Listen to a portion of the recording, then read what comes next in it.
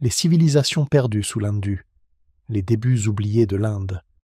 Pendant que tu te détends, aide ce voyage à atteindre 1000 mentions, j'aime, un petit objectif mais plein de chaleur.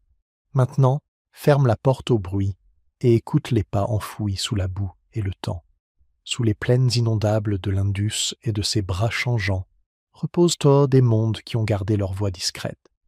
Bien avant les cours royales et les grandes épopées, de petits villages avaient appris la langue de la terre et de la brique cuite, du millet et de l'orge alignés avec soin.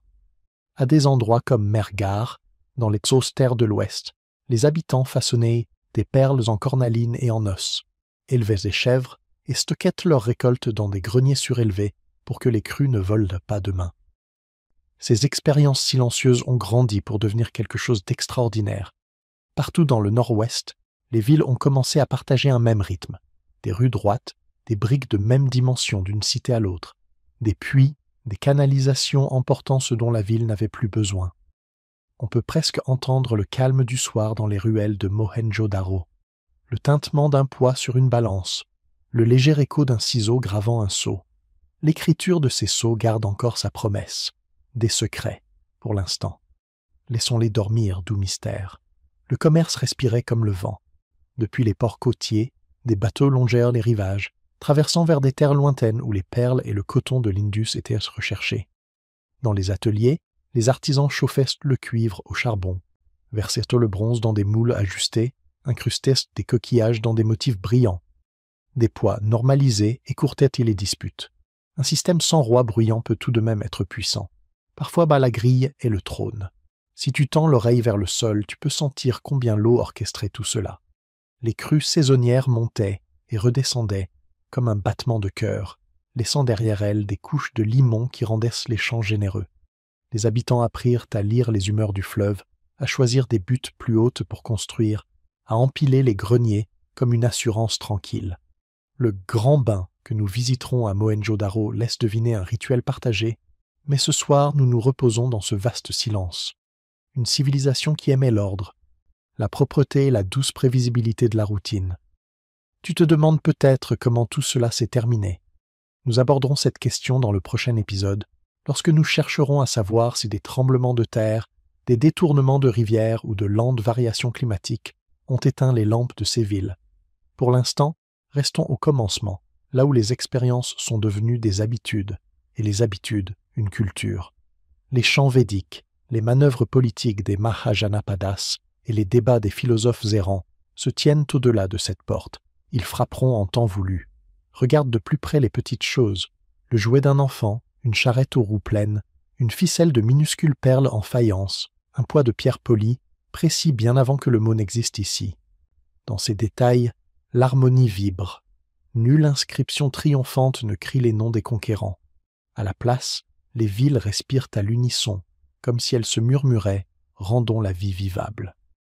La nuit tombe sur les monticules de briques. Le fleuve apaise ses rives. Quelque part, un potier fait tourner sa roue à un rythme lent et régulier, comme le battement de ton cœur.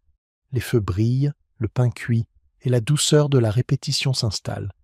Balayez la cour, puisez l'eau, posez le lait près du grain, murmurez bonne nuit au bétail. Le passé peut être bruyant, mais il sait aussi chuchoter. Ce qui rend ses débuts oubliés, ce n'est pas qu'ils aient disparu, mais que les âges suivants aient repris le devant de la scène. Pourtant, la grille, l'égout, le poids standardisé, l'amour de l'équilibre, toutes ces habitudes ont préparé le terrain pour tout ce qui allait suivre. Quand, plus tard, nous croiserons les édits gravés d'Ashoka ou les savants des cours Gupta explorant les nombres et la poésie, souviens-toi des premières briques posées par des mains patientes le long de l'Indus. Elles ont appris au sous-continent à compter, à planifier, à respirer ensemble. La naissance du système des castes, ordre social ou contrôle ancien. Bien avant que les villes ne se remplissent de temples et de marchés, le monde cherchait encore à se comprendre. Les gens avaient besoin d'un moyen d'organiser la vie, qui faisait quoi, qui dirigeait, qui apprenait et qui cultivait la terre. C'est là que commence l'histoire du système des castes, non pas avec des lois gravées dans la pierre, mais avec des idées chantées dans les plus anciens hymnes védiques. L'un d'eux parle d'un être cosmique dont le corps devint le monde. De sa bouche naquirent les prêtres, de ses bras les guerriers, de ses cuisses les commerçants et de ses pieds les travailleurs. C'est poétique, presque comme une fable expliquant l'ordre naturel des choses. Mais cette fable allait façonner la vie de millions de personnes pendant des millénaires. Au début, le système n'était pas rigide. Dans la société védique ancienne, ce qu'une personne faisait comptait plus que l'endroit où elle était née. On pouvait apprendre un nouveau métier, devenir enseignant ou agriculteur. La société reposait davantage sur les rôles et les devoirs que sur des statuts figés. Mais à mesure que les rituels se complexifiaient et que la religion gagnait en pouvoir, ceux qui maîtrisaient le savoir sacré, les brahmanes, commencèrent à exercer une grande influence. Les rois s'appuyaient sur eux pour légitimer leur pouvoir, car si un prêtre affirmait que ton règne était soutenu par le Créateur, il devenait difficile de le contester. Venaient ensuite les kshatriyas, les guerriers et dirigeants. Ils avaient la force de combattre et de protéger, mais dépendaient de la bénédiction des prêtres pour justifier leur autorité. Puis arrivaient les vaishyas, qui commerçaient, cultivaient et faisaient tourner l'économie, et enfin les shudras, les travailleurs qui accomplissaient les tâches essentielles à la survie de la société. Au départ, ces rôles étaient plutôt des repères que des barrières, une manière d'organiser la vie, pas d'y enfermer qui que ce soit. Avec le temps, la naissance prit plus d'importance que le choix ou les compétences. Le fils d'un prêtre devenait prêtre, celui d'un ouvrier restait ouvrier. En parallèle apparut la notion de pureté. Certaines activités et certaines personnes étaient considérées comme pures, d'autres comme impures. Ce n'était pas forcément cruel au début, mais une manière de préserver l'ordre social et la justesse rituelle. Pourtant, cette logique limita de plus en plus la mobilité, rendant difficile tout changement de statut. Même à cette époque, des voix s'interrogèrent déjà. Certains textes védiques se demandaient si la noblesse venait de la naissance ou de l'action. Ces réflexions n'ont pas aboli le système, mais elles ont préparé le terrain pour les penseurs et philosophes ultérieurs, comme ceux qui inspirèrent le bouddhisme et le jaïnisme, à remettre en question cette hiérarchie rigide. Pour ceux qui vivaient dans la société védique, le système des castes offrait un sentiment d'ordre. Il était à la fois pratique et spirituel. Il aidait à répartir le travail, à maintenir les rituels et à guider les comportements.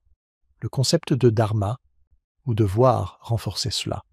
Chacun avait des responsabilités selon son rôle, et les remplir était une manière de maintenir l'harmonie. En surface, cela fonctionnait. Les communautés pouvaient prospérer à travers les rivières et les forêts. Le commerce se développait, et la vie sociale suivait une structure claire. Mais le système avait ses limites. Une fois que ton rôle dépendait de ta naissance, la liberté se rétrécissait. Les talents et les compétences comptaient moins que le statut social. Les opportunités devenaient inégales, et les castes inférieures devaient souvent vivre avec peu de choix. Au fil des siècles, ces frontières se durcirent, créant des dynamiques sociales qui perdurèrent bien au-delà de la période védique. Ainsi, le système des castes commença comme une idée, une manière d'expliquer le monde et d'organiser la société. Il apporta structure, cohérence et spiritualité à une civilisation en expansion, tout en semant les bases d'une hiérarchie et d'un contrôle social durable. Cet équilibre, entre ordre et restriction, devoir et liberté, rend l'histoire des castes si fascinante. Et même aujourd'hui, son influence se retrouve encore dans les traditions, les choix et les débats à travers tout le sous-continent. L'essor des Mahajanapada, la première révolution politique de l'Inde. Bien avant les vastes empires et les rois célèbres, l'Inde était parsemée de petites communautés qui apprenaient encore à vivre, cultiver et commercer. La vie était surtout locale, guidée par les clans et les familles. Mais vers le milieu du premier millénaire avant Jésus-Christ, tout commença à changer. Les gens s'installaient le long des rivières, les terres agricoles s'étendaient, le commerce prospérait, et soudain, les anciens systèmes tribaux ne suffisaient plus. C'est à ce moment-là que les Mahajanapada, 16 grands États, prirent forme, marquant la première véritable révolution politique de l'Inde. Ce n'étaient plus de simples villages dirigés par un chef. Les Mahajanapada étaient organisés, ambitieux et parfois même rivaux. Certains, comme Magadha et Kosala, étaient gouvernés par des rois qui concentraient tout le pouvoir. D'autres, comme Vajji, ressemblaient davantage à de premières républiques, où des conseils d'élite débattaient et prenaient des décisions pour l'État. Ce n'était pas encore la démocratie telle que nous la connaissons, mais c'était une expérience collective de gouvernement, remarquable pour son époque. Le changement n'était pas seulement politique, il était aussi pratique. Les routes commerciales devenaient les artères vitales de ces États, et les terres fertiles, des ressources précieuses à contrôler. Des villes comme Rajagriha, Varanasi et Ujjain gagnaient en importance, servant de centre pour le commerce, l'administration et la stratégie. Les armées se structurèrent davantage, et les conflits n'étaient pour plus seulement une question d'honneur personnel, mais de ressources, d'influence et de survie. Magadha, en particulier, commença discrètement à se démarquer. Ses dirigeants, d'abord les Aryanka puis les Nandas, comprirent l'importance des infrastructures, des fortifications et du contrôle des ressources. Les routes furent améliorées, les villes fortifiées, et les richesses issues de l'agriculture et du commerce soigneusement gérées. Cette base solide allait permettre à Magadha de devenir plus tard l'un des empires les plus puissants de l'Inde, ouvrant la voie à des figures comme Chandragupta, Maurya et Ashoka. Mais cette histoire viendra plus tard. Pendant que le pouvoir se structurait dans les villes, les esprits aussi évoluaient. Des philosophes et des ascètes commencèrent à questionner la vie, la société et la morale, en réponse aux transformations politiques autour d'eux. C'est à cette époque que des penseurs comme Mahavira et le Bouddha marchaient à travers ces régions, explorant des idées sur l'éthique, la non-violence et la liberté individuelle. Leurs réflexions furent inspirées par la complexité croissante de la société et en retour la transformèrent. Ce qui rend les Mahajanapadas fascinants, c'est leur manière d'allier traditions anciennes et nouveaux systèmes. Les rituels et les pratiques religieuses persistaient, mais à leur côté naissait la fiscalité, l'administration et une gouvernance à plus grande échelle. La terre n'était plus seulement cultivée, elle était mesurée et taxée. Les armées n'étaient plus uniquement défensives, elles devenaient des instruments de stratégie. Les gens apprenèrent que le pouvoir pouvait être organisé, débattu, voire contesté. Un immense changement par rapport aux anciennes structures tribales. Même les conflits entre ces États étaient riches d'enseignements.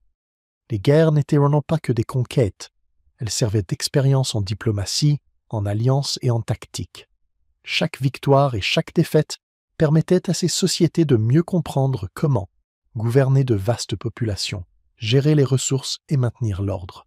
Ces leçons allaient résonner pendant des siècles et influencer la manière dont les empires Maurya et Gupta exerceraient leur autorité. L'essor des Mahajanapadas dépassait la simple politique. Il s'agissait de bâtir des systèmes, d'expérimenter des idées et de découvrir ce que signifiait vivre dans des communautés plus vastes et complexes. Il posa les bases de l'administration, de la stratégie militaire et de la gouvernance pour des générations à venir. À la fin de cette période, l'Inde était passée d'un ensemble de clans dispersés à une mosaïque d'États explorant différentes formes de pouvoir, royautés, conseils et gouvernements organisés. C'était la première fois que le pouvoir politique s'exerçait et se disputait à grande échelle, prouvant que la direction d'un peuple pouvait être à la fois pragmatique et visionnaire. Les Mahajanapadas ne sont peut-être pas aussi célèbres que les empires venus après eux, mais ils ont posé les fondations de la pensée politique, du pouvoir et de la société indienne pour des siècles. Ce fut la première révolution politique de l'Inde, discrète, pratique et profondément transformatrice. Ce n'était pas encore l'époque des héros légendaires, mais celle des systèmes, des idées et du lent façonnement d'une civilisation prête à grandir. L'âge épique, héros, guerres et dilemmes moraux du Mahabharata.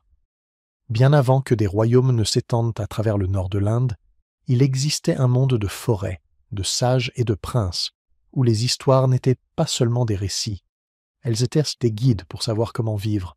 C'est le monde du Mahabharata, une histoire si vaste qu'elle tisse ensemble dieux, héros et humains dans une même tapisserie faite d'ambition, de morale et de drame familial. Mais ce n'est pas seulement un récit de bataille, c'est une histoire de choix, de conséquences et de cette frontière floue entre le bien et le mal.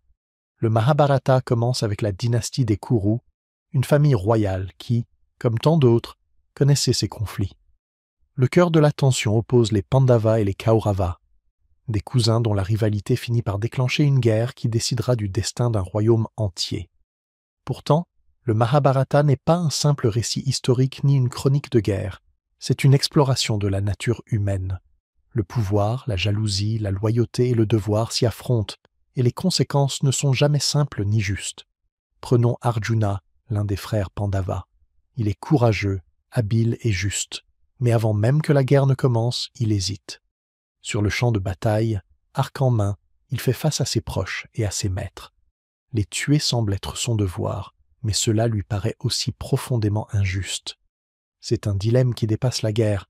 Il touche à la vie, à l'éthique et au poids de chaque décision. Et c'est dans ce moment de doute que Krishna, son cocher et guide, lui révèle la Bhagavad Gita, un dialogue devenu l'un des textes philosophiques les plus influents de l'Inde. À travers cette conversation, le Mahabharata montre que la guerre et le devoir ne sont jamais tout à fait noirs ou blancs. Ils sont complexes, et chaque action entraîne des conséquences. Mais l'histoire ne parle pas seulement de héros confrontés à des choix. Elle montre aussi les effets en chaîne de l'ambition. Duryodhana, le plus âgé des Kaurava, est poussé par la fierté et le désir de garder son trône. Ses actions, mêlées à des manipulations subtiles, déclenchent un conflit qui dépasse tout ce qu'il pouvait imaginer. Le Mahabharata répète sans cesse que les décisions individuelles peuvent provoquer des répercussions qui touchent des communautés entières, des royaumes et même les dieux. La guerre elle-même, celle de Kurukshetra, est à la fois grandiose et intime. Des milliers combattent, mais le récit s'attarde aussi sur le courage, la loyauté et les tragédies personnelles. Des héros meurent, des alliances changent, et les moments de pitié côtoient les trahisons. Même une seule rencontre entre deux guerriers peut porter un poids moral immense. Et au-delà du champ de bataille, l'épopée aborde la gouvernance, la justice et les responsabilités liées au pouvoir. Qui doit régner ? Comment exercer le pouvoir ? Ces questions étaient au cœur de la pensée indienne bien avant les structures politiques formelles, et le Mahabharata les capture avec une vivacité qui résonne encore aujourd'hui. Le dharma ou le devoir traverse chaque scène, des cours royales aux ermitages des forêts. Mais le dharma n'est jamais simple, il dépend du rôle, des liens et de la situation. Le dharma d'un roi, d'un guerrier, d'un maître peuvent s'opposer, forçant chacun à naviguer dans des zones morales grises. Voilà pourquoi le Mahabharata n'est pas seulement une histoire de guerre, c'est une histoire de vie, de choix et de leurs conséquences. Fait fascinant, le Mahabharata conserve aussi les traces d'époques plus anciennes. Certains chercheurs y voient sous les échos de l'âge védique dans ses hymnes et rituels, des indices d'urbanisme issus de la vallée de l'Indu, et même des courants philosophiques qui inspireront plus tard Bouddha et Mahavira. C'est un pont entre ce qui précède et les structures spirituelles, sociales et politiques qui façonneront l'Inde ancienne. Les fins du Mahabharata ne sont pas triomphales mais réfléchies. La victoire a un prix et les héros survivants doivent affronter un monde à jamais transformé. L'épopée ne dissimule pas les conséquences de l'ambition ou du conflit. Elle montre que la vie, comme le récit lui-même, est complexe, multiple et parfois douloureuse. Et en cela, elle rappelle à chaque lecteur que l'histoire, la morale et le comportement humain sont étroitement liés. Le Mahabharata est bien plus qu'une jeune histoire de guerre. C'est un miroir de la condition humaine, un guide pour nos choix et un témoignage de la façon dont les anciens Indiens réfléchissaient au pouvoir, à la justice et à l'éthique.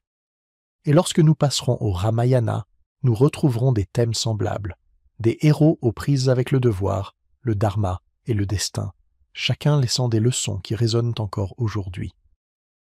Au fond, l'âge épique nous enseigne que l'histoire ne se résume pas aux rois ni aux batailles.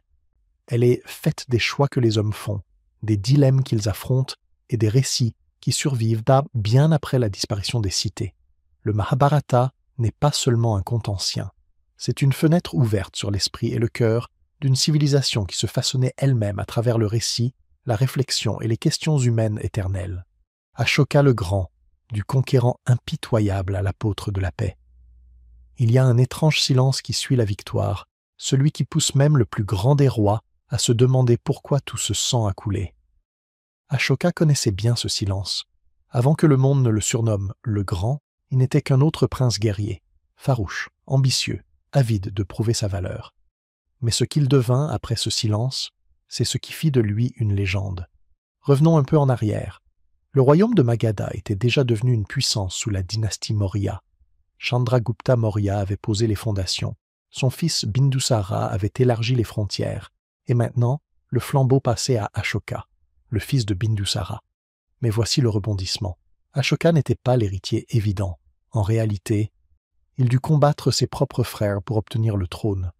Certains disent qu'il les fit presque tous tuer pour le sécuriser. D'autres murmurent que son nom même, Ashoka, qui signifie « sans chagrin », était une cruelle ironie, car ses jeunes années furent baignées de sang. Lorsque Ashoka devint enfin empereur, au IIIe siècle avant notre ère, l'empire Maurya s'étendait sur la majeure partie du nord de l'Inde. Pourtant, il n'était pas satisfait. Comme son grand-père, il rêvait d'unité, non pas par la diplomatie, mais par la conquête totale. La seule région encore libre était Kalinga, un riche état côtier sur les rives orientales de l'Inde. Et c'est là que le destin décida de le mettre à l'épreuve. La guerre de Kalinga fut d'une brutalité inimaginable. Les anciens récits parlent de plus de 100 000 morts, et de bien d'autres réduits en esclavage ou errant comme réfugiés. Le Gange, autrefois symbole de fertilité et de vie, portait désormais les cicatrices de la guerre. Mais ce n'étaient ni les célébrations de victoire, ni les frontières agrandies qui hantaient Ashoka. C'était l'après. En marchant parmi les champs de bataille, il vit des familles brisées, des champs jonchés de cadavres, et le silence là où autrefois résonnait le rire. Pour la première fois, il sentit le poids de ses actes. Ce fut le moment où tout changea. Le même roi qui avait ordonné à ses armées de marcher sans pitié se tourna soudain vers lui-même. À quoi bon un empire, se demanda-t-il, s'il devait être bâti sur les os des innocents? Cette prise de conscience devint la graine de quelque chose d'extraordinaire. Peu de temps après, Ashoka adopta les enseignements du bouddhisme, une philosophie qui se diffusait discrètement à travers l'Inde depuis l'époque de Gautama Bouddha. Mais voici ce qui rend son histoire unique. Ashoka ne se convertit pas en secret. Il transforma tout son empire en un instrument de paix. L'homme qui maniait autrefois les épées maniait désormais le Dhamma, un code moral fondé sur la compassion, la tolérance et la justice. Sa transformation n'avait rien d'un miracle soudain. Elle était profondément humaine, douloureuse et magnifique à la fois. Il envoya des émissaires au lieu d'armée. Plutôt que de nommer des généraux, il désigna des Dhamma Mahamatras, des officiers chargés de veiller à la morale, à la justice et au bien-être du peuple. Il fit planter des arbres le long des routes, construire des haltes pour les voyageurs, des hôpitaux pour les humains et pour les animaux. Même les plus petits gestes de bonté, croyait-il, faisaient partie du devoir d'un dirigeant. Si tu as déjà vu les édits d'Ashoka gravés sur des rochers et des piliers à travers le sous-continent, ils ressemblent à des lettres ouvertes d'un roi cherchant à parler directement à son peuple et à l'histoire elle-même. Dans ces inscriptions, il reconnaît ses erreurs passées et implore la compassion entre toutes les croyances. « Tous les hommes sont mes enfants », y lit-on. « Je souhaite leur bien-être et leur bonheur, dans ce monde comme dans l'autre. » C'est frappant, un souverain qui confesse sa culpabilité et prêche l'empathie dans un âge de pouvoir absolu. Mais ne confondons pas la paix d'Ashoka avec de la faiblesse. Son règne resta solide et prospère, car son peuple avait confiance en lui. Il ne gouvernait plus par la peur, mais par l'exemple. L'empire Maurya sous Ashoka devint l'un des plus vastes et des mieux administrés du monde antique. Les routes commerciales s'étendaient jusqu'à la Grèce et l'Égypte. Les savants échangeaient leurs idées. Les artistes sculptaient les premiers grands stupas, comme celui de Sanchi, faisant rayonner la nouvelle philosophie de compassion dans la pierre. Bien sûr, tout le monde n'était pas séduit par son pacifisme. Certains ministres et généraux craignaient que l'empire ne s'affaiblisse. Mais Ashoka avait goûté à l'autre face du pouvoir. Il connaissait le prix de l'ambition sans fin. Pour lui, la vraie grandeur ne se mesurait pas à la quantité de terres conquises, mais au nombre de cœurs apaisés. Il est fascinant de voir comment la culpabilité d'un seul homme a pu changer le destin d'une civilisation entière. Son soutien au bouddhisme ne transforma pas seulement l'Inde. Il diffusa la foi à travers l'Asie, du Sri Lanka à la Birmanie, de la Thaïlande à bien au-delà. Des siècles plus tard, même lorsque son empire disparut, son message survécut. Le chakra d'Ashoka, ce symbole de la roue éternelle de la loi, tourne encore aujourd'hui au centre du drapeau national de l'Inde. L'histoire d'Ashoka ne parle pas seulement de rois et de batailles.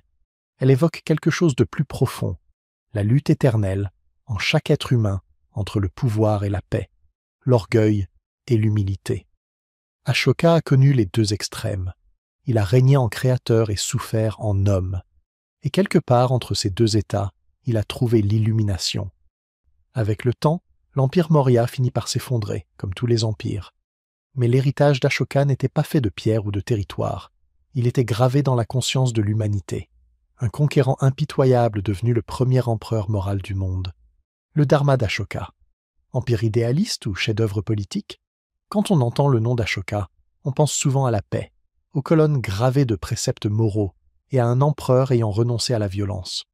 Mais l'histoire derrière le Dharma d'Ashoka est bien plus complexe que cette simple image. Comment l'un des conquérants les plus redoutables de l'histoire indienne s'est-il transformé en un dirigeant prêchant la non-violence, la tolérance et la gouvernance éthique? Et surtout, s'agissait-il d'une vraie transformation du cœur ou d'une stratégie politique habile pour maintenir la cohésion d'un immense empire? Pour comprendre le Dharma d'Ashoka, il faut d'abord comprendre l'homme. Né au IIIe siècle avant Jésus-Christ, Ashoka était le petit-fils de Chandragupta Maurya, fondateur de l'empire Maurya. Chandragupta avait bâti un royaume fort et centralisé, et Ashoka hérita d'un empire s'étendant des montagnes de l'Hindu-Kush jusqu'à la baie du Bengale, un territoire immense, peuplé de multiples cultures, langues et religions. Gouverner un tel ensemble ne dépendait pas seulement de la force militaire, cela exigeait planification, diplomatie et une manière d'unifier les peuples sous un même sentiment d'ordre. Pourtant, les premières années du règne d'Ashoka furent tout sauf pacifiques. Sa conquête de Kalinga reste l'une des campagnes les plus sanglantes de l'histoire indienne. Les récits, notamment ses propres inscriptions gravées sur des piliers de pierre, parlent de dizaines de milliers de morts et de déplacés. L'ampleur de la souffrance l'aurait profondément bouleversé. On raconte qu'après avoir vu de ses yeux les conséquences de la guerre, Ashoka vécut un profond réveil moral. À partir de ce moment, il se mit à défendre le Dharma, un principe guidé par la vérité, la non-violence, la compassion et le respect de la vie. Mais voici le point fascinant. Ashoka ne renonça pas à son pouvoir. Il redéfinit ce qu'était le leadership. Ses édits, gravés sur les rochers et les piliers à travers le sous-continent, n'étaient sans pas de simples proclamations spirituelles. C'étaient aussi des outils de gouvernance. Ils ordonnaient à ses administrateurs de veiller au bien-être des gens et des animaux, d'assurer la justice et de favoriser l'harmonie entre les communautés. En somme, le Dharma d'Ashoka devint un cadre de cohésion sociale, d'administration éthique et de stabilité politique. L'empire pouvait continuer à fonctionner sans dépendre uniquement de la peur ou de la force. Ashoka étendit aussi son influence au-delà de ses frontières grâce à ce qu'on appellerait aujourd'hui la puissance douce. Il envoya des émissaires et des missionnaires bouddhistes au Sri Lanka, en Asie centrale et jusqu'en Méditerranée, tissant des réseaux d'échanges culturels et religieux. Ces initiatives ne propagèrent pas seulement le bouddhisme, elles renforcèrent aussi son image de souverain moralement exemplaire. En promouvant le Dharma, Ashoka transforma la gouvernance éthique en diplomatie, prouvant qu'on pouvait exercer le pouvoir non seulement par les armes, mais aussi par les idées. Pourtant, les historiens débattent encore de la sincérité de cette métamorphose. Était-il vraiment pris de remords, ou avait-il simplement compris que prêcher le Dharma était le meilleur moyen de maintenir l'unité d'un empire aussi vaste? Après tout, un territoire de cette taille risquait toujours la rébellion. En prônant la compassion et la tolérance, Ashoka instaurait peut-être un système où la loyauté venait de la conviction morale plutôt que de la contrainte. En d'autres termes, le Dharma aurait pu être à la fois un choix éthique et un coup de génie politique. Cette double nature se lit clairement dans ses édits. Certains prônent la moralité et la spiritualité.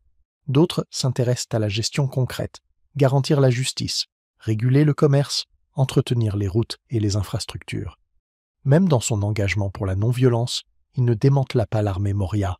Elle resta intacte, preuve qu'il comprenait l'équilibre entre idéalisme moral et réalisme politique. Ashoka montra ainsi que les principes et la stratégie ne s'opposent donc pas forcément. Bien appliqués, ils peuvent se renforcer mutuellement. Fait remarquable, le Dharma d'Ashoka influença durablement l'histoire indienne. Son modèle de gouvernance, alliant éthique et efficacité, inspira plusieurs générations de dirigeants. Les temples, monastères et centres d'enseignement se multiplièrent, soutenus par la vision morale et matérielle d'Ashoka. Ces actions laissèrent une empreinte durable, mêlant spiritualité et organisation pratique bien longtemps après sa mort.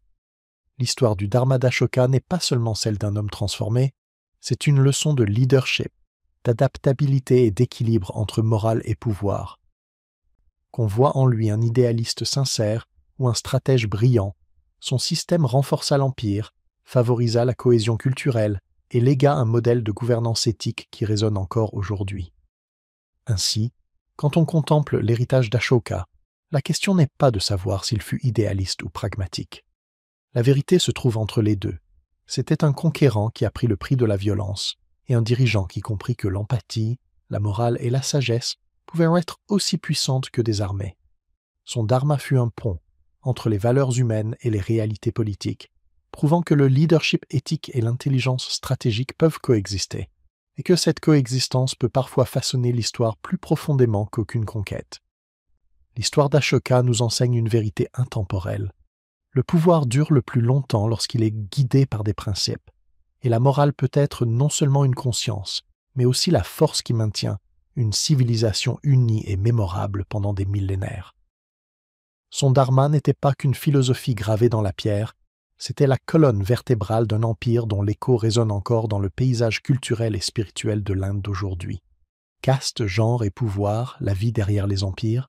Quand on pense à l'Inde ancienne, on imagine souvent de grands palais, des batailles épiques et des rois légendaires. Mais derrière ces histoires d'empires, de conquêtes et de souverains, se trouvaient les vies ordinaires de millions de personnes, des vies façonnées par un ordre social qui dictait qui l'on pouvait épouser, quel métier exercer, et même quelles règles suivre au quotidien. Pour vraiment comprendre l'Inde ancienne, il faut regarder comment la caste, le genre et le pouvoir s'entremêlèrent pour structurer la société, bien avant l'apparition des lois modernes ou des systèmes politiques.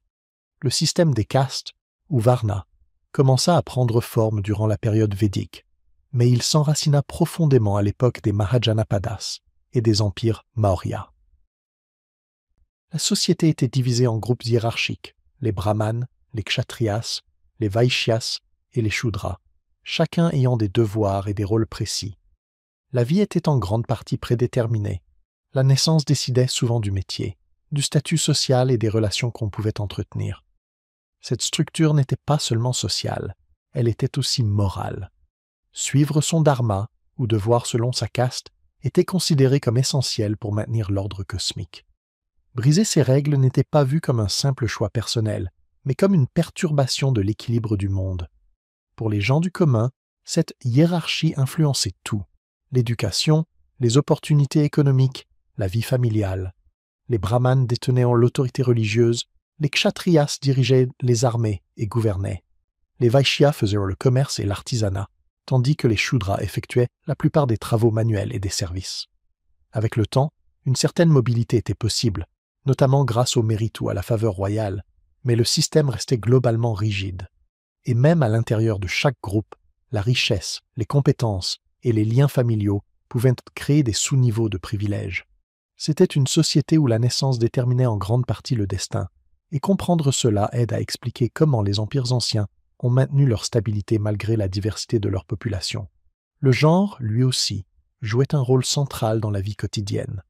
Les rôles des femmes variaient, selon la caste, la région et le statut social, mais en général, leur liberté était plus restreinte que celle des hommes.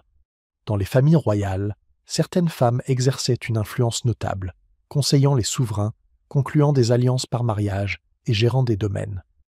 Dans d'autres foyers, elles s'occupèrent du ménage, de l'éducation des enfants et des rituels religieux, des fonctions essentielles mais souvent peu reconnues dans les récits historiques.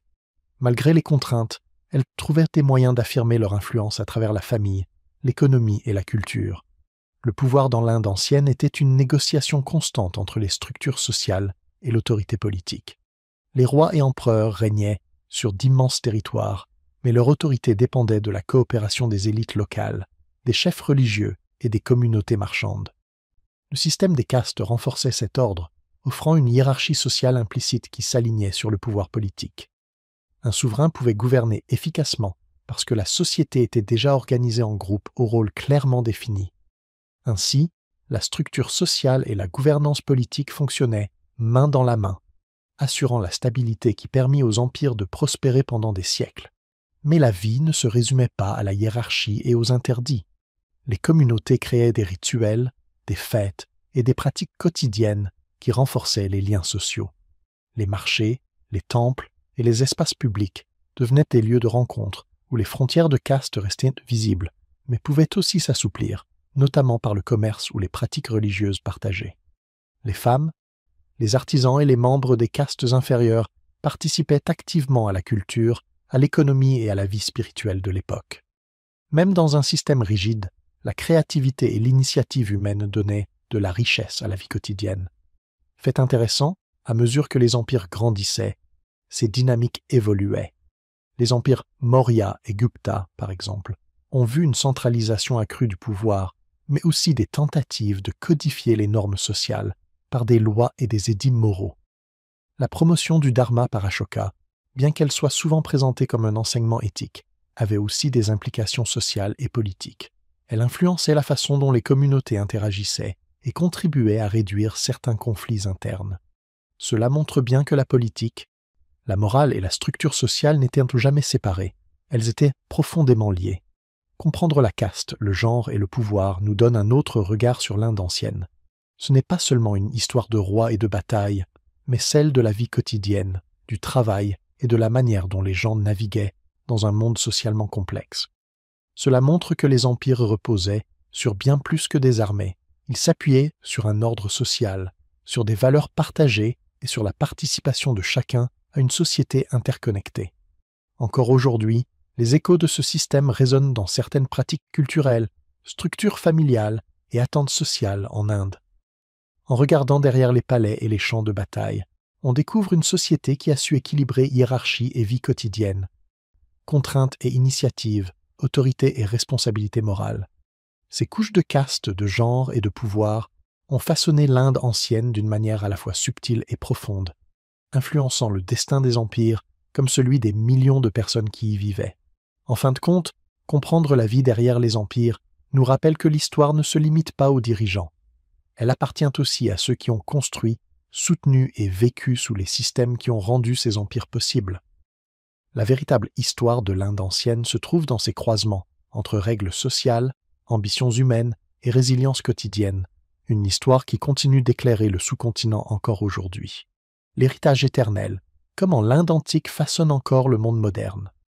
Il est facile de penser à l'Inde antique comme un lieu lointain, presque mythique, un monde d'empires, de temples et de récits épiques disparus depuis des siècles. Mais en réalité, ce monde n'a jamais vraiment disparu. Il suffit de se promener dans une ville, de feuilleter un calendrier ou même de réfléchir aux chiffres que nous utilisons chaque jour pour voir combien l'Inde antique continue de façonner le monde moderne. Les héritages de ces royaumes, de ces philosophies et de ces innovations sont intégrés dans notre vie quotidienne, souvent sans que nous en ayons conscience. Prenons les mathématiques, par exemple. Le concept du zéro, la valeur de position et les bases de l'arithmétique, des innovations apparues pendant l'âge d'or des Gupta, sont si fondamentales qu'il est difficile d'imaginer la vie moderne sans elles. Chaque calcul, chaque smartphone, chaque programme informatique porte l'écho des idées développées dans l'Inde antique. Il est étonnant de penser que, des siècles avant que l'Europe ne découvre l'algèbre et les chiffres modernes, les savants indiens enseignaient, débattaient et reprenons. Ils enseignaient, débattaient et réécrivons correctement. Ils enseignaient, débattaient et corrigez pour fluidité. Ils enseignaient, débattaient et enregistraient ces concepts. Et ce savoir n'était pas seulement théorique, il était pratique, influençant tout, de l'architecture à la finance et à la technologie actuelle. Mais l'héritage de l'Inde ne se limite pas au nombre. Ses contributions spirituelles et philosophiques résonnent toujours à travers le monde. Le bouddhisme et le jaïnisme, nés dans les mêmes terres où les Mahajanapadas se disputaient autrefois le pouvoir, se sont diffusés bien au-delà du sous-continent. Aujourd'hui, la méditation, la pleine conscience et la pratique d'une vie éthique s'inspirent largement de ces enseignements. Même le yoga, autrefois réservé aux ascètes et philosophes, est devenu un phénomène mondial. Pratiqué dans les foyers, salles de sport et studios de New York à Tokyo. Des notions comme le dharma, le karma et la himsa peuvent sembler abstraites, mais elles fondent la réflexion sociale et éthique dans de nombreuses cultures, influençant les idées de responsabilité, de justice et de comportement humain. La langue et la littérature portent elles aussi l'écho du passé. Le sanskrit, bien qu'il ne soit plus une langue parlée, reste à la base d'une grande partie de la littérature, de la philosophie et des langues modernes indiennes. Des textes tels que les Védas, le Mahabharata et le Ramayana ne sont pas seulement des récits, ce sont des cadres moraux, stratégiques et humains. Leur influence se retrouve dans la narration moderne, le théâtre, le cinéma et même dans les enseignements sur le leadership. De nombreux écrivains, cinéastes et penseurs contemporains puisent encore dans ces épopées, prouvant que des récits créés il y a des milliers d'années continuent d'inspirer la créativité d'aujourd'hui. Les pratiques culturelles, les rituels et les festivals tissent un autre lien entre passé et présent. Diwali, Holi, Navratri et de nombreuses traditions régionales trouvent leurs racines dans d'anciennes croyances et événements historiques. Quand les familles allument des lampes, lancent des couleurs ou participent à des rituels, elles font partie d'une mémoire culturelle continue qui s'étend sur des millénaires. Même les arts régionaux, la musique et la danse proviennent souvent des performances de temples, des traditions orales et des cérémonies de l'Inde ancienne, préservées ou adaptées à travers le temps. Les idées politiques et sociales se poursuivent également. Les expérimentations de gouvernance des Mahajanapadas, suivies par le génie administratif de dirigeants comme Chandragupta Maurya et Ashoka, ont créé des modèles d'organisation, de loi et de diplomatie. Les édicts d'Ashoka, qui mettaient l'accent sur un gouvernement moral et le bien-être social, résonnent encore aujourd'hui dans les débats sur le leadership et l'éthique. Et bien que l'Inde moderne soit une démocratie, certaines idées fondamentales sur le débat, la consultation et la responsabilité éthique remontent à ses premières expériences politiques. Le commerce et l'influence internationale font aussi partie de cet héritage. L'Inde antique était connectée à la route de la soie, à l'Asie du Sud-Est et au Moyen-Orient, échangeant biens, idées et cultures.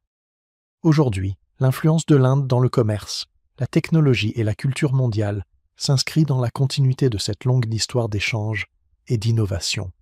Le sous-continent n'a jamais été isolé. Il a toujours été un centre d'innovation, de créativité et d'interaction. Et il ne faut pas oublier l'architecture et l'urbanisme, la sophistication urbaine de la vallée de l'Indus, les temples monumentaux des époques Gupta et Pallava, et la planification des villes antiques comme Pataliputra témoignent d'un sens du design, d'un savoir-faire technique et d'une sensibilité esthétique qui continuent d'inspirer les architectes et urbanistes. Les villes modernes de l'Inde négocient encore, d'une certaine manière, l'espace, les ressources et la culture, suivant des modèles hérités de ces temps anciens. En fin de compte, l'héritage de l'Inde antique ne se limite pas aux objets, temples ou textes. Il réside dans les façons de penser, de voir et de vivre. Il vit dans la curiosité qui pousse à l'innovation, dans les récits qui façonnent l'identité, dans les cadres éthiques qui guident la société et dans l'appréciation de l'art, de la science et du potentiel humain. Chaque chiffre, chaque festival, chaque idée philosophique rappelle que le passé n'est pas disparu. Il est vivant, influençant notre manière de construire, de réfléchir et d'interagir dans le monde moderne. Ainsi, parler de l'Inde antique, ce n'est pas évoquer une histoire confinée aux livres ou au musée. C'est reconnaître une influence vivante, présente dans le quotidien, guidant silencieusement la science, l'éthique, la culture et la créativité. Les civilisations des plaines du Gange, les épopées de héros et de divinités, les expérimentations de gouvernance et de philosophie, tout cela continue de résonner, montrant que certains héritages sont vraiment éternels. L'histoire de l'Inde antique n'est pas terminée. Elle continue de s'écrire autour de nous à chaque instant. L'histoire de l'Inde ancienne est vaste, des cités oubliées aux grands empires et aux idées intemporelles. Elle nous rappelle à quel point le passé façonne le monde dans lequel nous vivons aujourd'hui. Si ce voyage vous a intéressé, laissez un commentaire, abonnez-vous et activez les notifications pour ne pas manquer le prochain chapitre de l'extraordinaire passé de l'Inde.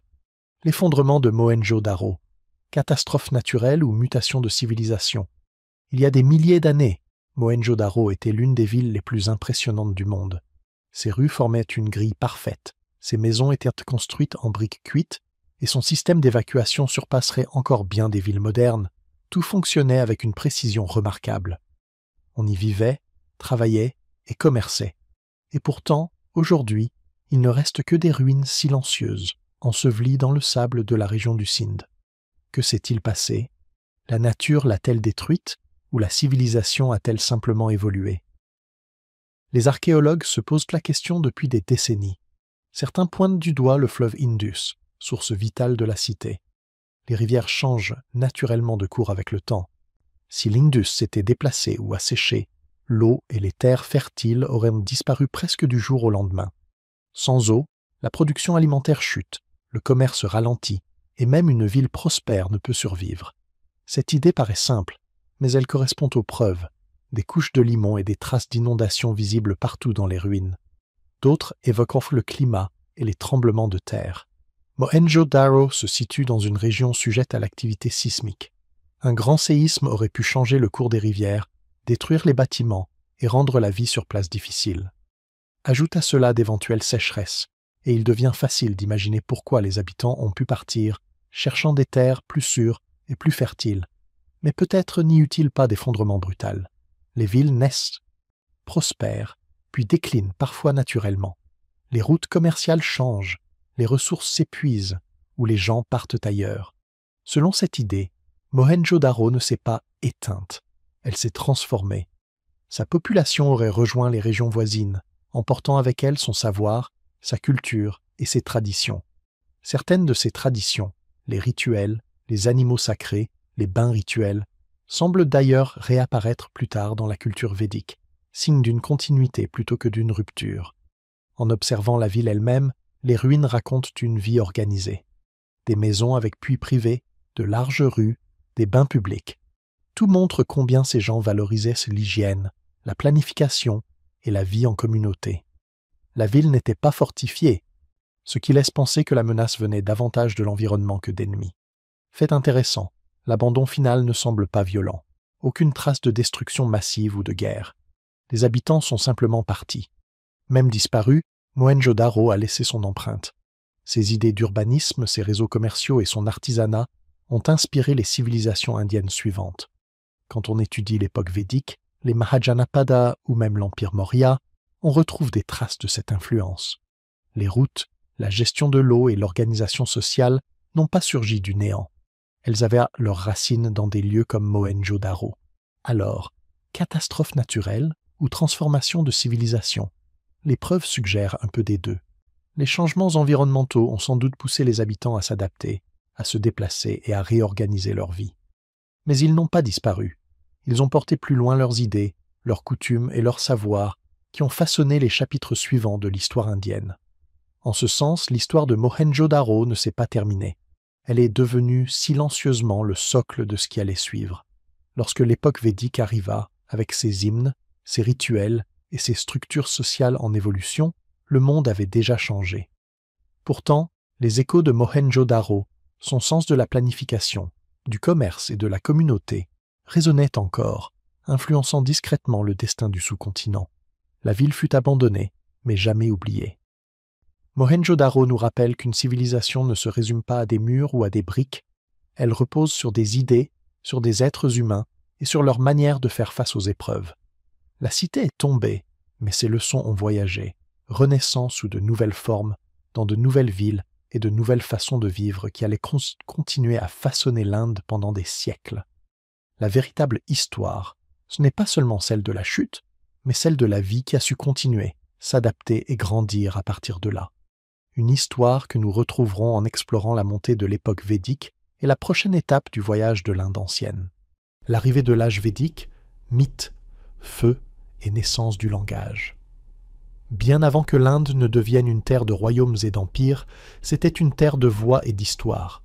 L'âge védique s'installa dans les plaines après le silence des cités de l'Indus, non pas avec de grands monuments ou des palais, mais avec des peuples qui portaient des mots, des hymnes sacrés, des chants et des rituels qui allaient façonner les siècles à venir.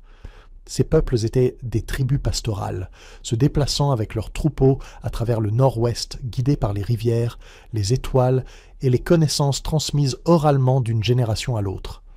Leur plus grand héritage ne fut ni des murs ni des routes, mais le Rig Veda, une collection d'hymnes rassemblant à la fois des prières et des savoirs pratiques, tous en rythme avec le sanskrit. Cette langue devint un outil pour comprendre le monde, portant des idées d'ordre, de nature et de responsabilité humaine. Au cœur de leur pratique brûlait le feu. Agni, le seigneur du feu, n'était pas seulement une divinité, il était un messager, reliant les humains à d'autres dieux comme Indra, le guerrier des tempêtes, ou Varuna, le gardien de l'ordre cosmique. Chaque rituel, chaque chant, chaque geste était accompli avec soin pour honorer ses forces. Les prêtres, ou rishis, mémorisaient d'immenses collections de vers, les préservant parfaitement à travers les générations sans jamais les écrire. Les mots eux-mêmes étaient de pouvoir. La vie durant la première période védique était fluide. Les tribus se disputaient les pâturages et les ressources, formaient ou rompaient des alliances, et le leadership dépendait autant du courage que de la sagesse. Ces échanges allaient peu à peu mener à des systèmes sociaux plus structurés, mais à ce stade, La coopération et le respect du monde naturel étaient aussi importants que les conflits. Les hymnes sanscrits étaient plus que des prières. Ils servaient à comprendre le monde. Ils décrivaient les saisons, les rivières, les animaux et même le comportement humain. Ils offrirent des conseils pour vivre, maintenir l'harmonie et comprendre sa place dans l'univers. Ce sens de l'ordre, qui deviendrait plus tard une hiérarchie sociale, commença d'abord comme un guide spirituel et pratique pour la vie quotidienne. Nous verrons plus tard comment cette idée évolua vers le système des castes. L'âge védique fut aussi une période de migration et d'installation. Les tribus se déplacèrent peu à peu du nord-ouest vers les plaines fertiles du Gange. Ces mouvements posèrent les bases des Mahajanapadas, les premières entités politiques qui émergeraient des siècles plus tard.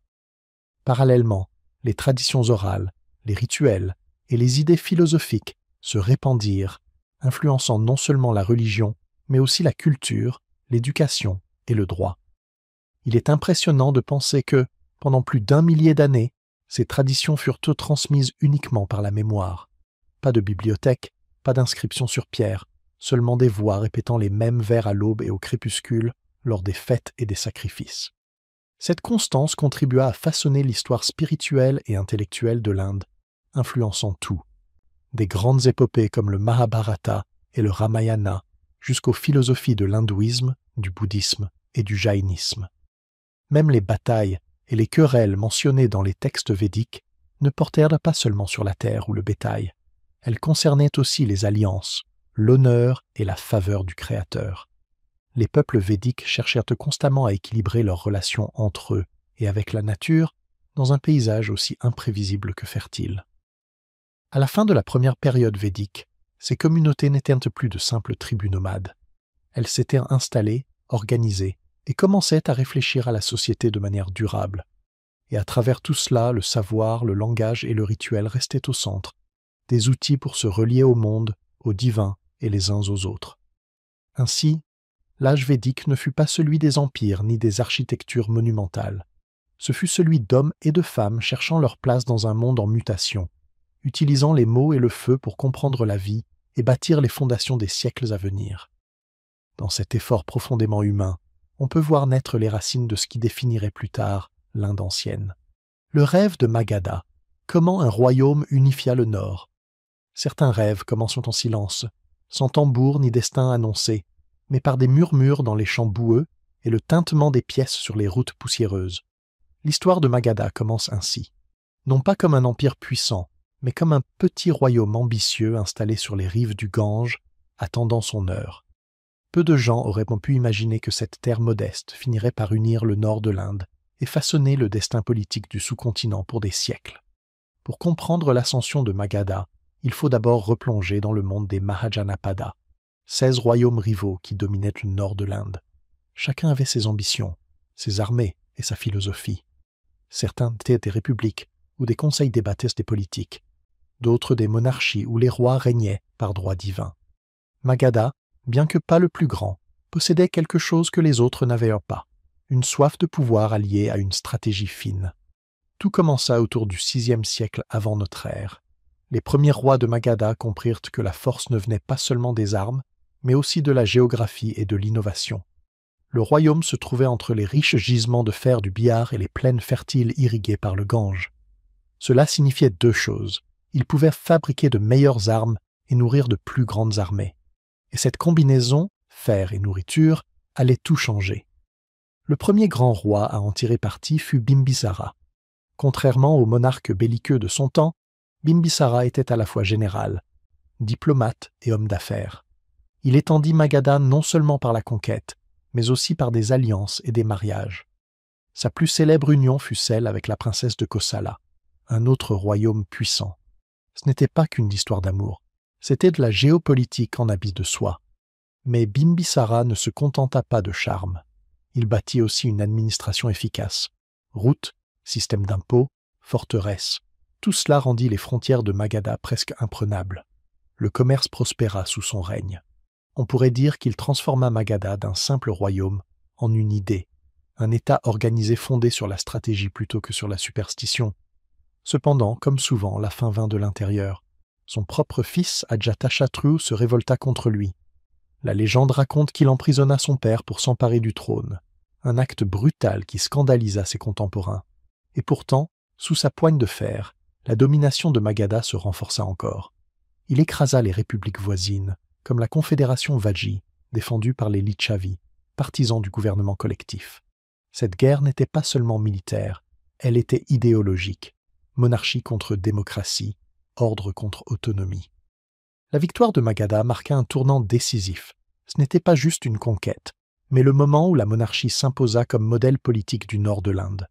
Sous le règne d'Ajatashatru, un autre phénomène extraordinaire se produisait. De nouvelles idées germaient. Dans ces mêmes terres où les épées s'entrechoquaient, des penseurs itinérants comme Gautama Bouddha et Mahavira marchèrent pieds nus, remettant en question le pouvoir, la violence et le désir. Leurs enseignements allaient bientôt défier les fondations mêmes de l'Empire. Mais cette histoire-là viendra plus tard, quand nous atteindrons l'époque des philosophes et errants. Pendant ce temps, Magadha continua d'évoluer. Après Ajatashatru, des troubles internes secouèrent le trône. Plusieurs dynasties se succédèrent, les Haryanka, les Shishunagas, les Nandas, chacune apportant sa contribution à la structure de l'État. Les Nandas, en particulier, étaient connus pour leur immense richesse et leur fiscalité impopulaire, mais ils étendirent le royaume bien au-delà de ce que quiconque imaginait. Leur pouvoir s'étendait des contreforts de l'Himalaya jusqu'aux plaines du Deccan.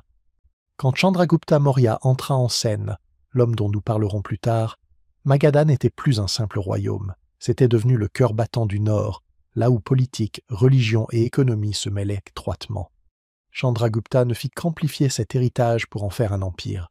Ce qui rend l'histoire de Magadha si fascinante, c'est qu'elle ne repose ni sur la conquête pure, ni sur le droit divin, mais sur une combinaison de gouvernance intelligente, de géographie et de timing. Chaque étape de son ascension reflète quelque chose de plus profond dans la civilisation indienne, une société qui apprenait non seulement à survivre, mais à se gouverner. Si vous vous étiez tenu sur les plaines du Gange à cette époque, vous auriez vu des marchands venus de loin, des moines débattant sous les banians, des soldats en marche et la fumée des forges se mêlant à l'air du fleuve. C'était Magadha, vibrante, agitée, vivante. Et peut-être que c'est pour cela que le rêve de Magadha reste si humain. Il ne s'agissait pas de dieux descendus du ciel ou de héros choisis, mais d'ambition, une ambition imparfaite, brillante, infatigable, celle qui unit les gens sous une même bannière, pour le meilleur et pour le pire. Dans les siècles qui suivirent, d'innombrables empires s'élèveraient et tomberaient sur le sol indien, mais tous devraient être une dette silencieuse à Magadha, le royaume qui montra le premier à l'Inde à quoi pouvait ressembler l'unité. Quand on parle du rêve de Magadha, on parle en réalité du moment où l'Inde cessa d'être une mosaïque de royaumes pour devenir une idée de nation. Et ce rêve, murmuré un jour dans la poussière, résonne encore à travers les âges. Le Ramayana, une histoire de dharma, d'exil et de débats éternels.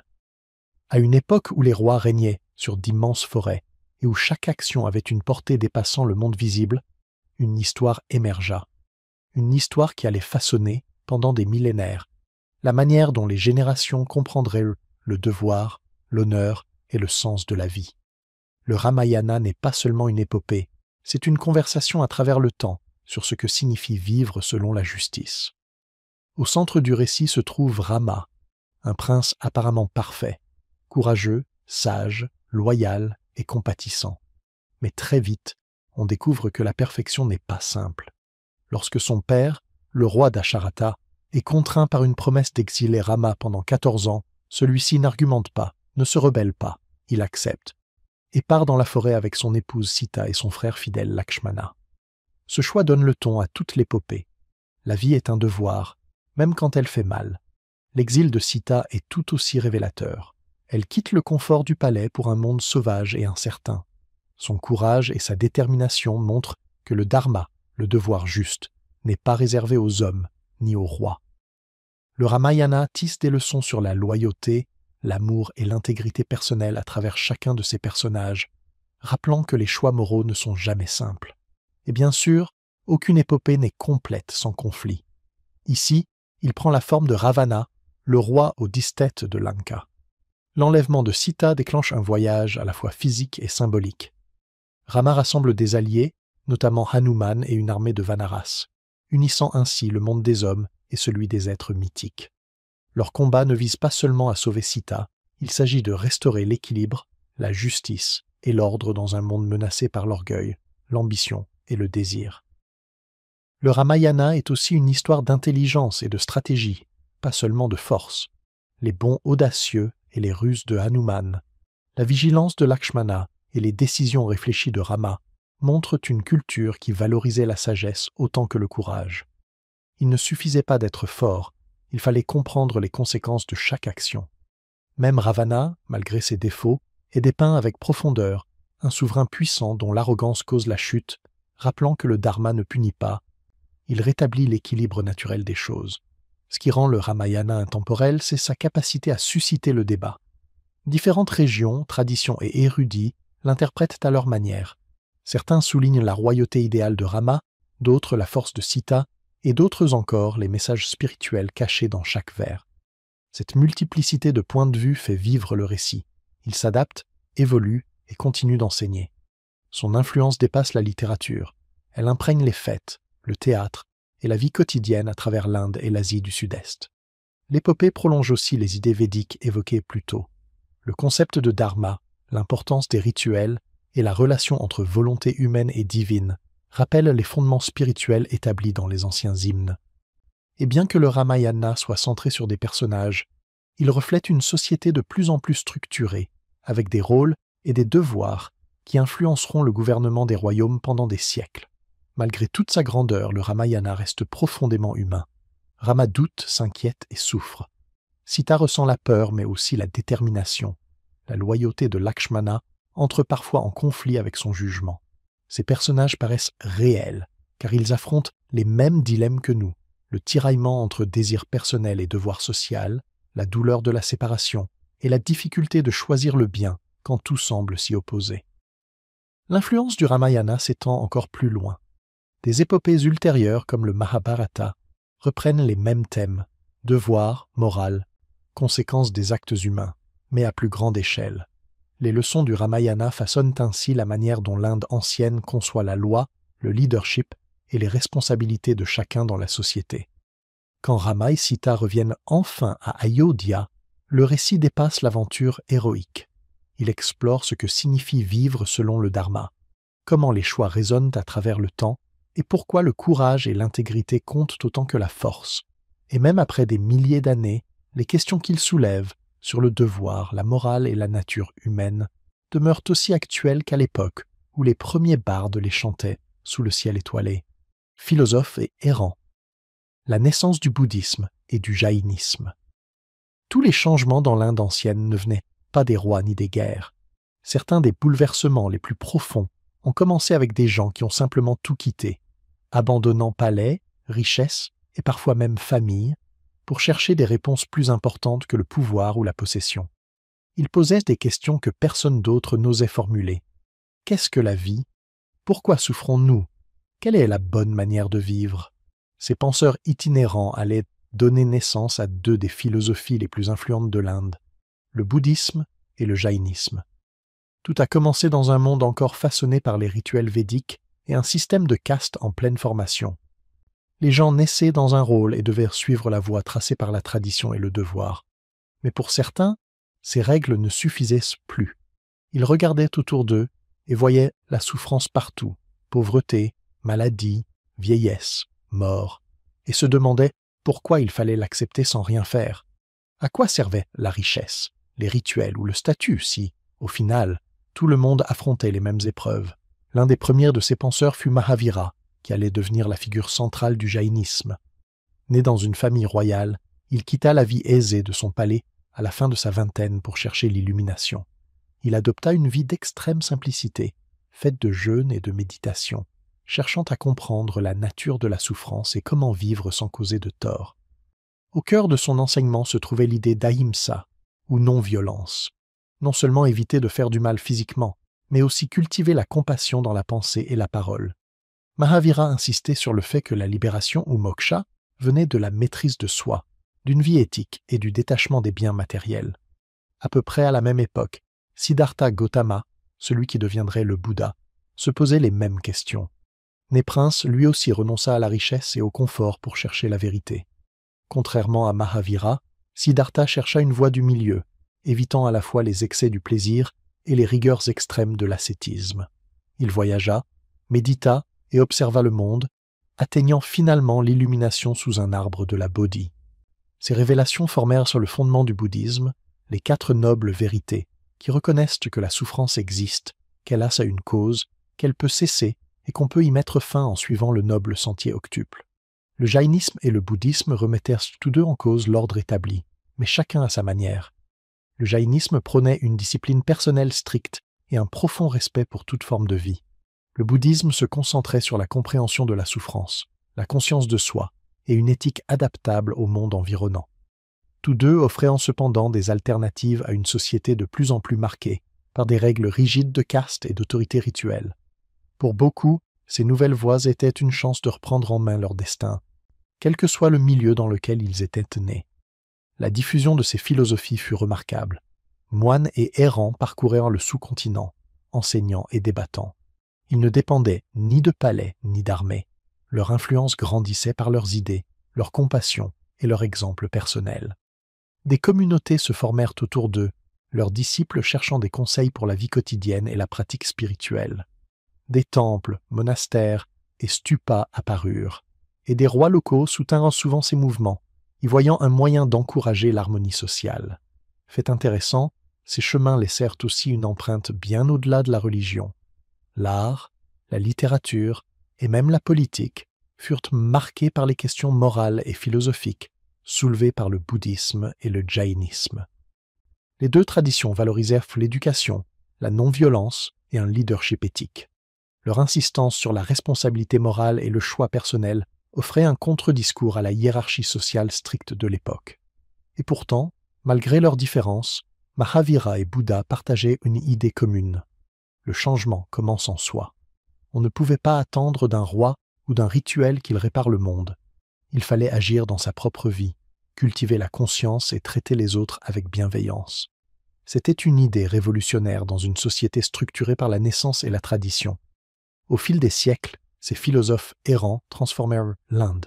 Leurs idées s'étendirent jusqu'à des terres lointaines, influençant non seulement la religion, mais aussi la pensée sociale, l'éthique et la gouvernance.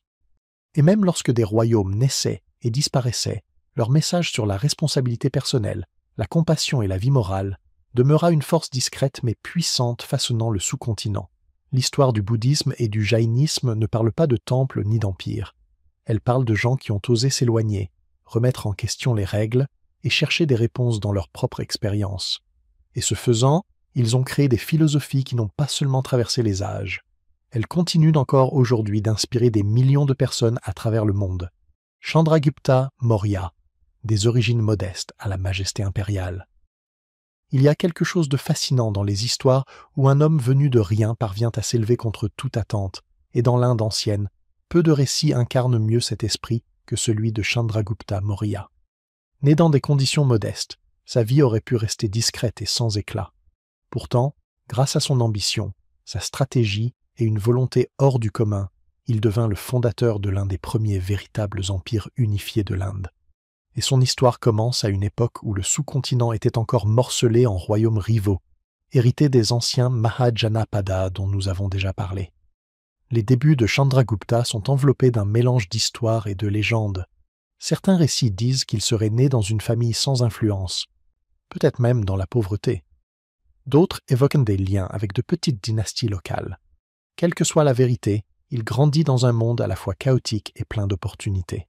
Les plaines du Nord n'étaient plus dirigées par de simples tribus. Des chefs ambitieux s'y disputèrent le pouvoir, les routes commerciales étaient des trésors convoités, et l'air était chargé à la fois de dangers et de promesses. C'était exactement le genre d'environnement où un esprit rusé et déterminé pouvait s'élever. C'est alors qu'apparut Chanakya, un enseignant et stratège visionnaire. Souvent comparé à Machiavel, bien avant la naissance de Machiavel, Chanakya vit en Chandragupta un potentiel hors du commun. Sous sa direction, Chandragupta apprit la diplomatie, les tactiques militaires et l'art de gouverner. Ensemble, ils tracèrent un plan qui mènerait Chandragupta des marges du pouvoir jusqu'à son centre. Ce succès ne vint pas du jour au lendemain. Il fallut de la patience, des alliances et parfois des choix audacieux, voire impitoyables.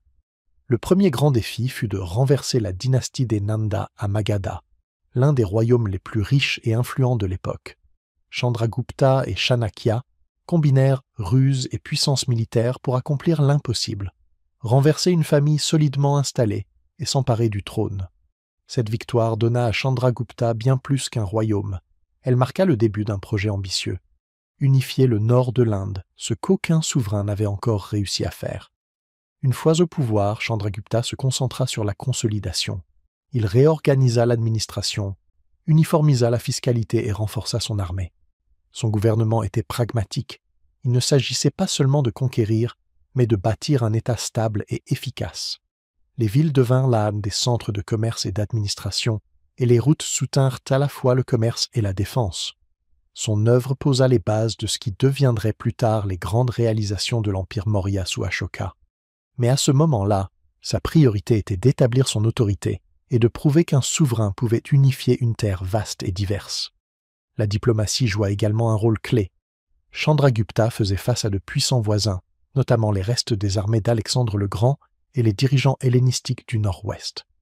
Plutôt que de s'engager dans des guerres constantes, il usa de négociations, d'alliances et de mariages stratégiques pour sécuriser ses frontières. Son succès se mesurait autant par la stabilité qu'il apportait que par les victoires remportées sur le champ de bataille. L'ascension de Chandragupta transforma aussi subtilement la société. Avec une administration centralisée, l'État mauryen commença à influencer le commerce, la culture et le droit dans tout le nord de l'Inde. Les communautés découvrirent une nouvelle forme de gouvernement, combinant puissance militaire et efficacité bureaucratique. Ce système rendit possible, plus tard, la diffusion par Ashoka d'une gouvernance morale fondée sur le dharma. Mais cela viendrait après. Pour l'instant, Chandragupta se concentrait sur la construction d'un empire. Le parcours de Chandragupta, de l'obscurité au pouvoir, est une leçon de talent, de mentorat et de bon timing. Il sut tirer parti de la fragmentation politique héritée des Mahajanapada, comprit l'importance de la stratégie autant que de la force, et créa un État capable de durer bien au-delà de son règne. Contrairement aux héros mythiques, ses réalisations étaient tangibles: des villes, des armées, des routes, une administration, et elles laissèrent une empreinte durable sur l'histoire de l'Inde.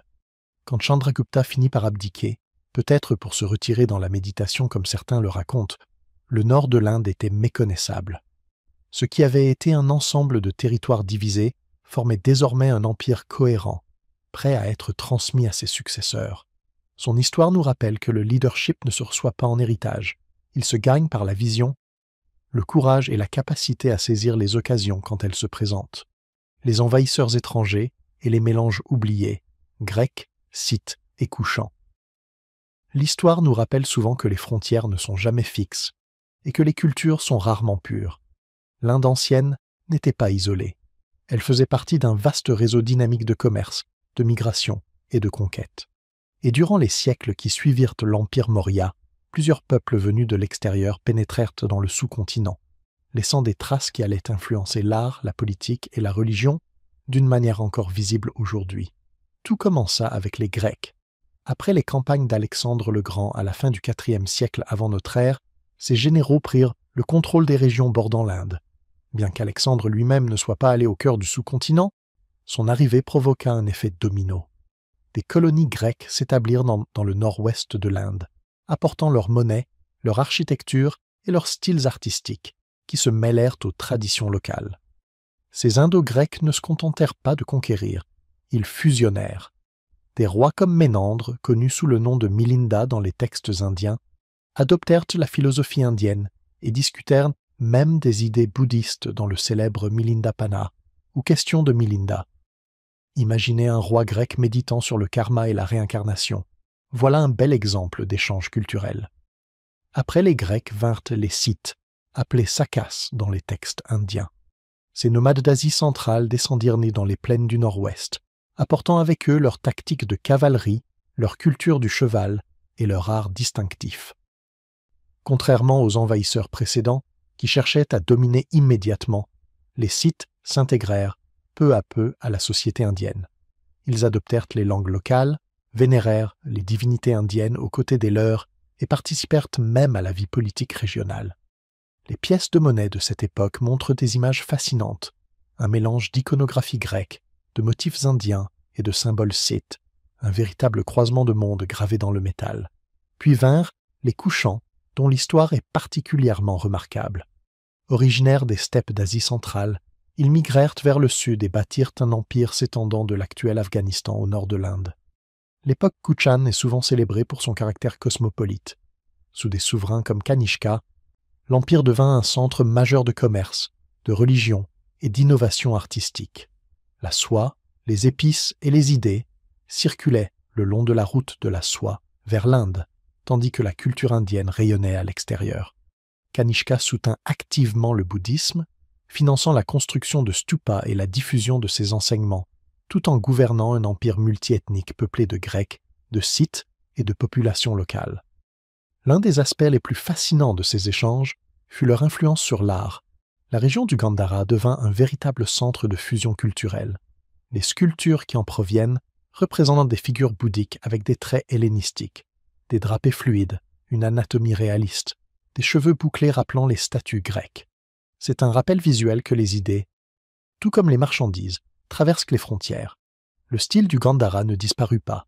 Il inspira l'art bouddhique à travers toute l'Asie, jusqu'en Chine et au Japon. Sur le plan politique, ces envahisseurs transformèrent aussi le nord de l'Inde. Ils ne faisaient pas que passer. Ils établirent des structures administratives, frappèrent leur propre monnaie et soutinrent parfois la culture locale. Cette période posa les bases des empires suivants, notamment celui des Guptas, qui héritèrent d'un nord de l'Inde enrichi par des siècles d'influences étrangères. Les routes commerciales s'élargirent, les villes prospérèrent et le dialogue entre traditions locales et idées venues d'ailleurs devint une marque distinctive de la civilisation indienne. Sur le plan religieux, l'époque fut tout aussi importante. Si les Scythes et les Kushans vénéraient leurs dieux traditionnels, ils furent aussi étonnamment ouverts aux pratiques locales. Cette volonté de se mêler plutôt que d'imposer permit au bouddhisme de s'épanouir, notamment sous le patronage des Kushans. Certains historiens pensent même que sans ces connexions étrangères, le bouddhisme ne se serait peut-être pas diffusé aussi largement le long de la route de la soie, jusqu'en Asie centrale, en Chine et au-delà. Pourtant, malgré cette richesse culturelle, les invasions ne furent aussi pas sans tension. Les conflits territoriaux, les luttes de succession et les résistances locales faisaient partie du quotidien. Mais dans l'ensemble, le résultat fut une synthèse plutôt qu'une destruction. La civilisation indienne sut absorber, adapter et intégrer ses influences, en ressortant plus forte et plus diversifiée. Fait intéressant, ces interactions étrangères rappellent des schémas plus anciens dans l'histoire de l'Inde. Tout comme les tribus védiques s'étaient mêlées aux populations locales après la chute des cités de l'Hindu, ou comme l'empire d'Ashoka avait uni des régions lointaines, les Grecs, les Scythes et les Kushans montrent une constante. L'Inde s'est toujours construite à travers le mouvement, l'échange et l'adaptation. C'est une histoire de don et de partage, pas seulement de conquête. À la fin de la période Kushan, le nord de l'Inde formait une mosaïque de cultures, de langues, de religions et de styles artistiques. C'était un monde où une statue de Bouddha à l'influence grecque pouvait côtoyer un sanctuaire local, où les pièces de monnaie racontaient plusieurs traditions à la fois, et où le commerce et les idées circulaient librement comme les fleuves. Cette époque n'a peut-être pas la même renommée que celle des Maurya ou des Gupta, mais elle rappelle que l'histoire de l'Inde s'est autant bâtie sur les rencontres que sur les empires. Les Grecs, les Scythes, les Kushans, ils étaient intervenus en étrangers, mais ils sont devenus partie intégrante de l'histoire. Leur héritage ne se résume pas à des batailles gagnées ou à des territoires conquis. Il réside dans la fusion des mondes, le dialogue entre les cultures et le souvenir durable que l'Inde a toujours été un carrefour de peuples, d'idées et de rêves. L'âge d'or des Guptas, science, sanskrit et naissance du zéro. Au IVe siècle, l'Inde entra dans une période de stabilité et de créativité remarquable.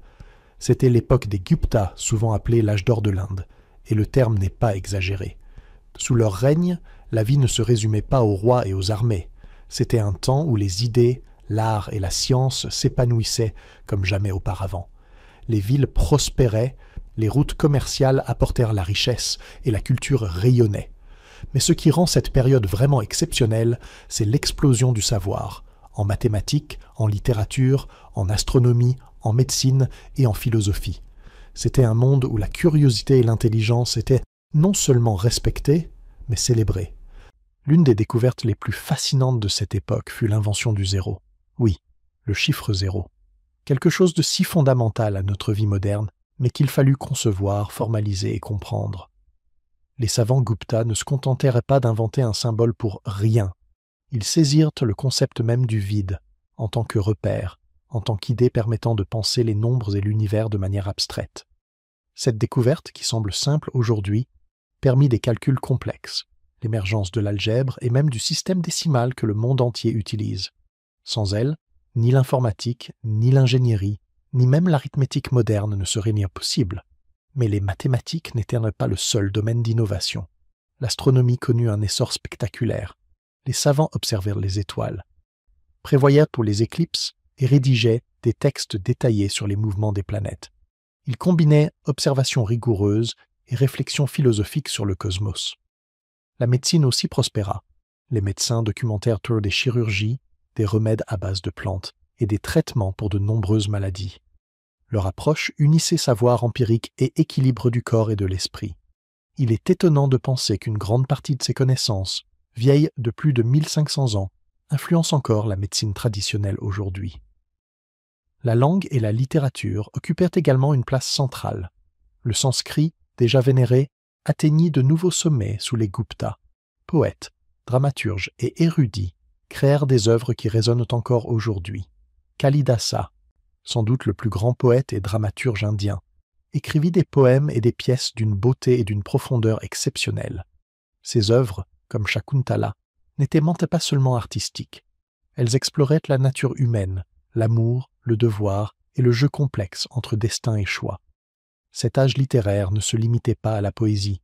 Il englobait aussi des traités philosophiques, des chroniques historiques et des textes religieux, faisant du sanskrit la langue dominante de la vie intellectuelle. Les arts reflétaient cette prospérité. Les temples, sculptures et peintures de l'époque Gupta témoignent d'une maîtrise et d'une sensibilité remarquables. Les figures taillées dans la pierre semblent vivantes, pleines de grâce et d'émotion, presque modernes malgré leur ancienneté. L'art religieux fleurit également. Les temples hindous gagnèrent en grandeur, les monastères bouddhiques se multiplièrent, et l'art jain connut un essor remarquable. Ces créations n'étaient pas qu'esthétiques. Elles traduisaient les idées spirituelles et culturelles en forme visible. Le commerce et l'urbanisation ajoutaient une autre dimension à cet âge d'or. Des villes comme Pataliputra, Ujjain et Mathura devinrent des centres bouillonnants de commerce, de culture et d'éducation. Les marchands faisaient circuler les biens, épices, tissus, pierres précieuses, reliant l'Inde au reste du monde. Cette stabilité économique permit aux penseurs, artistes et savants de se consacrer pleinement à la connaissance, créant un environnement rare où l'esprit humain pouvait s'épanouir. L'éducation devint plus structurée. Les centres d'apprentissage attirèrent des étudiants venus de tout le sous-continent, favorisant les débats, la réflexion et la transmission du savoir. Les enseignants voyageaient, partageant leurs idées, ce qui renforçait le tissu intellectuel de la période. C'était une société qui valorisait la pensée, la raison et la maîtrise de multiples disciplines, un contraste frappant avec les époques antérieures dominées par le rituel et la survie. Cependant, malgré ces progrès, tout n'était pas parfait. Les hiérarchies sociales persistaient, le système des castes restait influent, et les femmes voyaient souvent leur rôle limité. Mais les avancées culturelles et scientifiques laissèrent un héritage qui allait marquer non seulement l'Inde, mais le monde entier. Il est extraordinaire qu'une seule époque ait pu produire un impact aussi durable. Du zéro au sanskrit des sculptures se raffinaient aux textes philosophiques, la période Gupta montre ce qu'une civilisation peut accomplir lorsqu'elle célèbre le savoir, la créativité et la culture. Ces innovations ne disparurent pas avec la chute de l'Empire. Elles voyagèrent à travers le commerce, la conquête et l'étude, influençant le monde islamique, l'Europe et bien au-delà. Mathématiques, littérature, astronomie, médecine. Une grande partie de ce que nous considérons comme moderne doit beaucoup aux penseurs et aux créateurs de cet âge. Avec le recul, il est facile de comprendre pourquoi les historiens parlent d'un âge d'or. Ce n'était pas seulement une période de richesse ou de paix, mais un moment de curiosité, de recherche de sens et de transmission. L'ère Gupta ne fut pas qu'un chapitre de l'histoire. Ce fut un tournant où les frontières du savoir humain s'élargirent et où une civilisation prouva que l'intellect, l'art et la science pouvaient s'épanouir ensemble. Temples, idoles et icônes, l'essor de la civilisation hindoue. Bien avant que les temples majestueux et les sculptures raffinées ne deviennent des symboles de dévotion, le sous-continent indien était une terre animée par une profonde curiosité spirituelle. Les gens ne se contentaient pas de survivre, ils cherchaient à comprendre le monde qui les entourait. Les rivières, la pluie, les cycles de la vie et de la mort. Lentement, au fil des siècles, ces questions prirent forme à travers des récits, des rituels et des symboles qui allaient donner naissance à ce que nous appelons aujourd'hui la civilisation hindoue. Et cette transformation ne se fit pas en vase clos. Elle s'appuya sur des changements politiques et sociaux antérieurs, comme l'essor des Mahajanapadas et la consolidation du pouvoir sous des royaumes tels que celui de Magadha. La religion dans l'Inde ancienne n'était pas figée. Pendant des siècles, les rituels védiques, sacrifices de feu, hymnes et autorité des prêtres, avaient dominé la vie communautaire. Mais à mesure que les royaumes s'étendaient et que les villes prospéraient, les gens commencèrent à rechercher des formes de spiritualité plus personnelles et accessibles. Ce fut le début d'un grand tournant, le passage de rituels abstraits accomplis par des spécialistes à des histoires, des images et des pratiques que chacun pouvait vivre. Les divinités cessèrent d'être de simples forces lointaines. Elles prirent des formes, des personnalités et un rôle concret dans la vie quotidienne. Les temples apparurent alors comme des lieux physiques où cette transformation pouvait s'épanouir. Au départ, il ne s'agissait que de petits sanctuaires, de modestes structures dédiées à des divinités locales ou à des ancêtres. Mais à mesure que des royaumes comme ceux des Guptas s'enrichissaient, l'architecture religieuse connut un essor spectaculaire. La pierre remplaça le bois, et les artisans expérimentèrent des formes, des sculptures et des agencements qui reflétaient non seulement la dévotion, mais aussi les idéaux sociaux et politiques du temps. Les temples devinrent bien plus que des espaces sacrés. Ils devinrent des symboles d'identité, de pouvoir et de réussite culturelle. Des villes comme Ujjain, Varanasi et plus tard Khajuraho devinrent des centres où l'art, la foi et la vie communautaire se mêlaient. Puis vinrent les icônes, les idoles et les représentations divines sous forme tangible. Vishnu, Shiva, Durga, Lakshmi. Chaque divinité portait des histoires, des leçons et des repères moraux. Ces figures n'étaient pas seulement destinées au culte, elles transmettaient des valeurs, des principes éthiques et des dilemmes humains à travers des récits accessibles. Les grandes épopées, le Ramayana et le Mahabharata, déjà populaires, renforcèrent ces idées. Les fidèles pouvaient s'identifier à des dieux confrontés à des choix difficiles et guidant leurs disciples à travers les épreuves.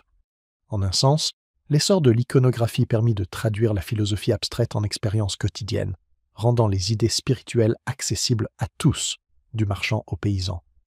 Les temples et les icônes reflétaient aussi la diversité régionale. Le nord et le sud de l'Inde développèrent des styles architecturaux, des traditions iconographiques et des rituels distincts. Pourtant, malgré ces différences, un fil commun les unissait, une cosmologie partagée, un sens du dharma et un réseau d'histoires reliant les communautés à travers de vastes distances.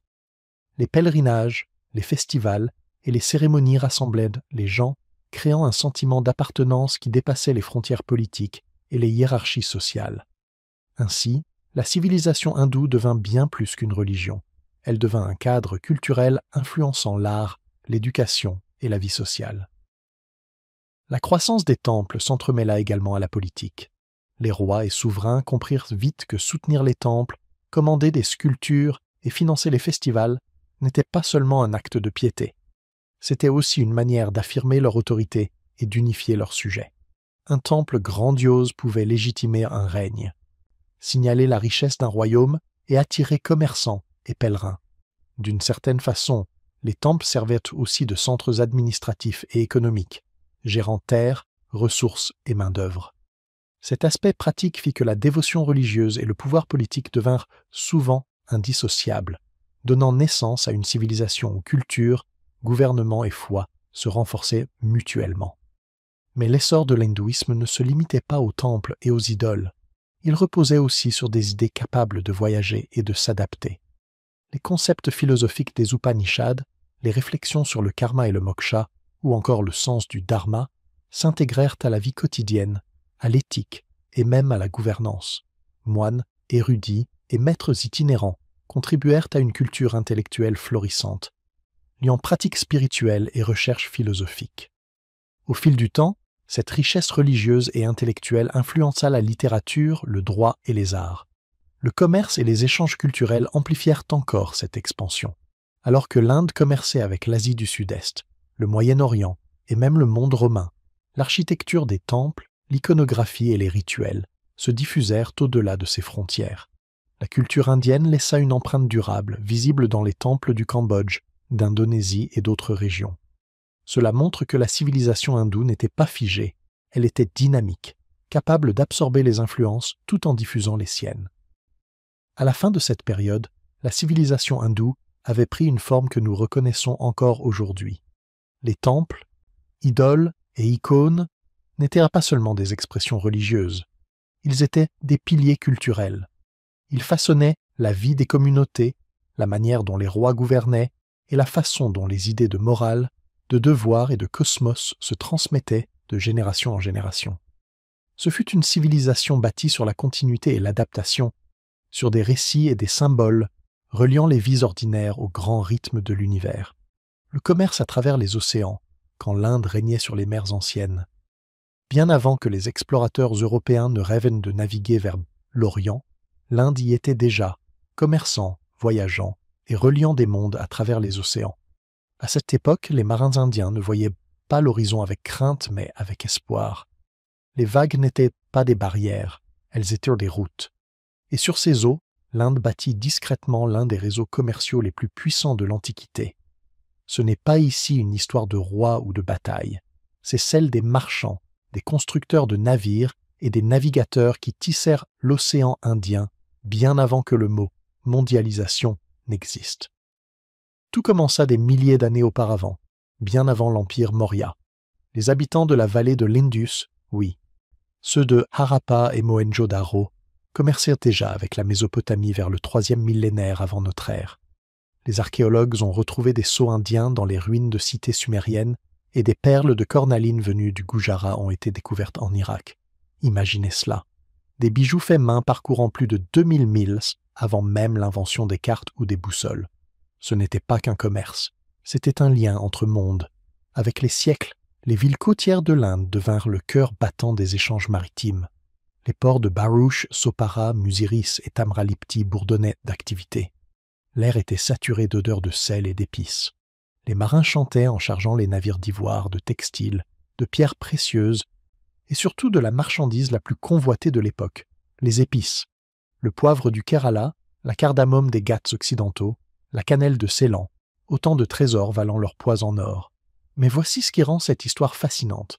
Les commerçants indiens n'exportaient pas seulement des biens, ils exportaient aussi leur culture. Partout où leurs navires accostaient, en Arabie, en Afrique de l'Est, en Asie du Sud-Est, ils laissèrent derrière eux des idées, des récits et même des mots. L'océan devint un pont entre civilisations. Des mots sanscrits se retrouvèrent dans le malais. Les écritures indiennes influencèrent les systèmes d'écriture de Java et du Cambodge, et des rois locaux adoptèrent des titres et des rituels indiens. Mais comment les marins indiens dominaient-ils les mers sans instruments sophistiqués? La réponse tenait à leur compréhension des vents de mousson. Ces vents étaient le calendrier de la nature, soufflant vers le sud-ouest une moitié de l'année, puis vers le nord-est l'autre moitié. Les navigateurs indiens apprirent à les maîtriser avec précision. Ils pouvaient y naviguer depuis la côte ouest de l'Inde jusqu'à l'Arabie en quelques semaines, attendre le changement des vents, puis rentrer chez eux chargés de trésors, or, encens et chevaux. Lorsque l'Empire Maurya s'éleva, le commerce ne fut plus seulement privé, il devint soutenu par l'État. Ashoka, dont nous avons déjà parlé, diffusa non seulement le bouddhisme par voie terrestre, mais aussi par mer. Il envoya des missions à Ceylan et au-delà, sur les mêmes navires qui transportèrent les marchandises. Religion et commerce, deux forces puissantes, commencèrent à voyager ensemble. Après les Mauryas, les Satavahanas puis les Guptas prolongèrent cette tradition maritime. L'Empire romain, de l'autre côté des déserts et des continents, devint l'un des plus grands clients de l'Inde. Des navires romains arrivaient dans les ports indiens, apportant or et argent en échange d'épices et de soie.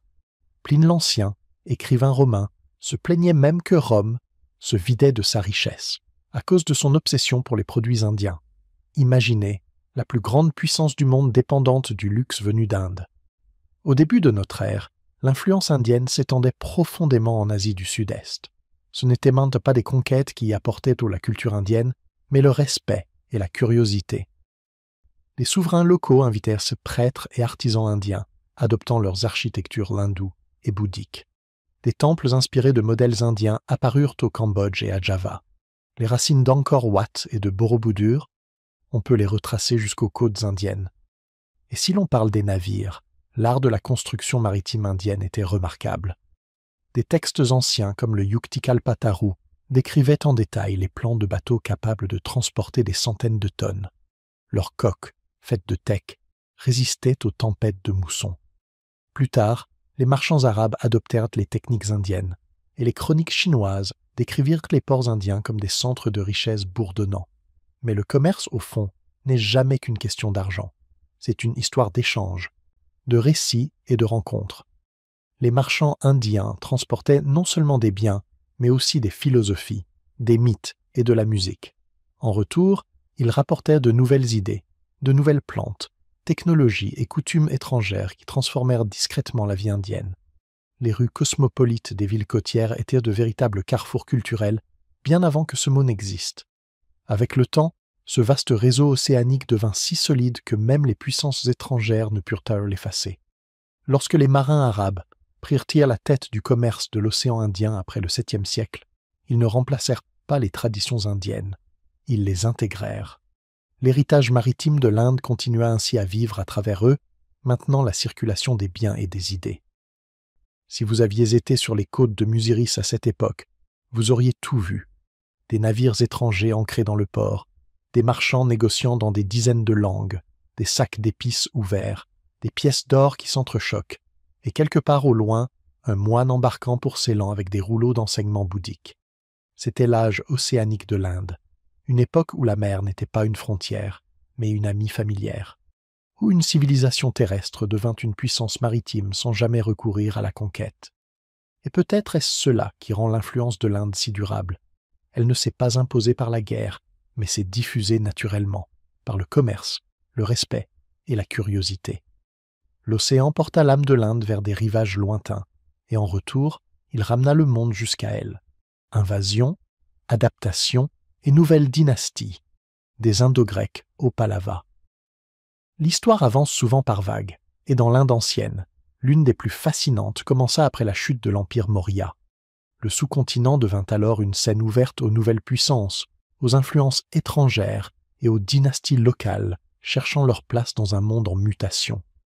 Des Indo-Grecs au nord-ouest au Pallava au sud, cette période est celle des invasions, de l'adaptation et de l'innovation. Après les campagnes d'Alexandre et les établissements indo-grecs dont nous avons parlé plus tôt, le nord de l'Inde vit se mêler les influences grecques, scythes et kushanes. Ces peuples ne se contentèrent pas de conquérir. Ils interagirent avec les cultures locales, adoptant des éléments du gouvernement, de la religion et de l'art indien.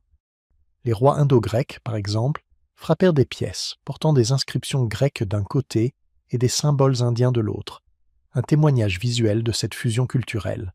Ménandre, ou Milinda dans les textes indiens, s'engagea même profondément dans la philosophie bouddhiste, montrant que le politique et le spirituel allaient souvent de pair. Au fil des siècles, de nouvelles vagues de tribus nomades arrivèrent en Inde. Les Sakas, ou Scythes, venus d'Asie centrale, s'installèrent dans les régions de l'ouest et du nord-ouest. D'abord envahisseurs, beaucoup finirent tôt par s'intégrer à la société indienne, adoptant les langues, les rituels et les formes de gouvernement local. Ce schéma se répéta avec les Kushans, dont l'empire s'étendait de l'Afghanistan jusqu'au nord de l'Inde. Leurs souverains, notamment Kanishka, furent de grands mécènes du bouddhisme, finançant la construction de stupas et soutenant la diffusion des enseignements bouddhistes le long de la route de la soie. Ces siècles illustrent un phénomène clé. L'Inde absorbait les influences sans perdre son identité, transformant les perturbations en fondations culturelles. Pendant ce temps, le sud de l'Inde vivait ses propres transformations. Des dynasties comme les Satavahana gagnèrent en puissance, contrôlant les routes commerciales du Décan et reliant le sous-continent au réseau maritime de l'océan Indien. Elles favorisèrent non seulement les échanges de marchandises, mais aussi ceux des idées, en art, en architecture et en religion. C'est à cette période que se développèrent les temples creusés dans la roche. Les premières formes de temples structurés et des inscriptions relatant les événements politiques et les normes sociales. Ces dynasties locales adaptèrent les innovations venues du Nord et d'ailleurs pour créer leur propre identité. Au IIIe et IVe siècle de notre ère, les Pallavas commencèrent à émerger comme une grande puissance dans le sud. Originaires des régions tamoules, ils mirent en place une administration organisée et devinrent de grands mécènes de l'art et de l'architecture. Leurs temples taillés dans la pierre, puis leurs temples construits à Mahabalipuram, fixèrent de nouveaux standards pour le style architectural du sud de l'Inde. Ces œuvres n'étaient pas seulement des lieux de culte, elles incarnaient la fusion entre l'artisanat local et des influences venues du nord ou de l'étranger, poursuivant ainsi la tradition indienne du métissage culturel. Une particularité frappante de cette période est la manière dont la fragmentation politique favorisa l'adaptabilité. Contrairement aux grands empires centralisés comme celui des Mauryas, ces dynasties régnaient sur des territoires plus restreints, interagissant avec leurs voisins par des alliances, des mariages ou des guerres. Cette flexibilité permit aux dirigeants locaux d'expérimenter en matière de gouvernance, de culture et de religion. L'interaction entre influences locales et étrangères fut constante. Une pièce de monnaie à la grecque ici, un stupa bouddhiste là, un nouveau style de temple dans le sud. Preuve que l'Inde formait un ensemble vivant et changeant, plutôt qu'une entité figée. Le commerce joua aussi un rôle déterminant. Les réseaux maritimes du Sud reliaient le sous-continent à l'Asie du Sud-Est, au Moyen-Orient et même à la Méditerranée. Les ports des côtes orientales et occidentales devinrent des carrefours où se rencontraient marchandises, langues et idées. Le Nord profita des routes terrestres reliant l'Asie centrale aux plaines du Gange, tandis que les Pallavas étendaient leur influence à travers les océans. Ces échanges renforcèrent l'économie, soutinrent les villes et contribuèrent à la diffusion des cultures et des religions. Sur le plan religieux, c'était aussi une époque d'évolution et d'ouverture. Le bouddhisme prospérait sous les Kushan, tandis que les pratiques hindoues et la construction de temples gagnaient en importance dans le sud sous les Pallavas. Les communautés jaïnes demeuraient actives, surtout dans l'ouest et le centre du pays. Cette pluralité illustre l'approche indienne de l'intégration culturelle. Au lieu d'effacer les traditions locales, les influences nouvelles s'y mêlaient, formant des sociétés riches et durables. Quand les Pallavas atteignirent leur apogée, l'Inde avait déjà connu des siècles d'arrivées étrangères, de luttes dynastiques et d'adaptations créatives. Chaque vague d'influence laissa sa marque dans l'art, la religion, la politique et le commerce, sans jamais dominer totalement. Le sous-continent devint un patchwork d'innovation et de continuité, un lieu où les invasions engendraient souvent la synthèse plutôt que la destruction. En rétrospective, les époques indo-grecques à Pallava révèlent un schéma central de l'histoire indienne, la résilience par l'adaptation. Les envahisseurs arrivaient, les dirigeants locaux s'ajustaient, et ensemble ils créaient quelque chose de nouveau et de durable. Ce n'est pas seulement une histoire de conquête, mais d'intégration, de créativité et d'une civilisation capable d'absorber le monde tout en le modelant à son image. À la fin de cette période, l'Inde était prête pour ce que beaucoup considèrent comme sa phase classique, avec les Gupta au nord et une nouvelle floraison culturelle au sud. Mais la leçon essentielle de ces siècles demeure claire. En Inde, les frontières sont souples, les identités multiples, et l'histoire est toujours une rencontre entre les peuples, les idées et les innovations. L'arrivée de l'islam est la fin de l'ère antique. Au Xe siècle, l'Inde avait déjà connu des millénaires de civilisation florissante, des cités de l'Indus aux rituels védiques, des puissants Mahajanapada aux empires Maurya et Gupta. Pourtant, comme toujours, l'histoire s'apprêtait à tourner une nouvelle page. L'époque antique, qui avait vu naître rois érudits, poètes et philosophes, cédait lentement la place à une ère nouvelle, marquée par les influences étrangères, les conquêtes et la diffusion de l'islam. Ce n'était pas seulement une question d'armées ou de souverains, c'était aussi une question d'idées, de culture et de rencontres entre mondes. Les premiers contacts commencèrent avec les marchands et les voyageurs. Depuis des siècles, les commerçants arabes fréquentèrent les ports de la côte ouest de l'Inde, apportant avec eux épices, tissus et récits de terres lointaines. Avec le temps, leur influence s'accrut et le commerce s'accompagna d'un échange d'idées. Les villes côtières devinrent les premiers lieux d'interaction entre le monde indien et le monde islamique. Mais ce ne fut qu'à la fin du Xe et au XIe siècle, avec les raids et les invasions, que l'ampleur du changement s'intensifia. Le nord de l'Inde, en particulier, vit arriver des armées venues d'Asie centrale. Ces mouvements n'étaient pas seulement militaires, ils apportaient aussi de nouvelles langues, de nouvelles cultures et de nouvelles croyances. Mahmoud de Ghazni, dont le nom reste associé à ses nombreuses invasions du XIe siècle, laissa une empreinte durable. Il s'en prit à de riches temples, non seulement pour les trésors qu'ils renfermaient, mais aussi parce qu'ils symbolisaient le pouvoir politique. Ces attaques furent destructrices, mais elles marquèrent le début d'une influence islamique durable en Inde. Des savants, artisans et administrateurs accompagnèrent ou suivirent ces conquérants, introduisant la langue persane, l'art islamique et de nouvelles pratiques administratives. Des villes comme Delhi et Ghazni devinrent des foyers d'échanges culturels, malgré les conflits. Après Mahmoud, la dynastie gouride établit des bases plus permanentes dans le nord de l'Inde. Ce fut un tournant.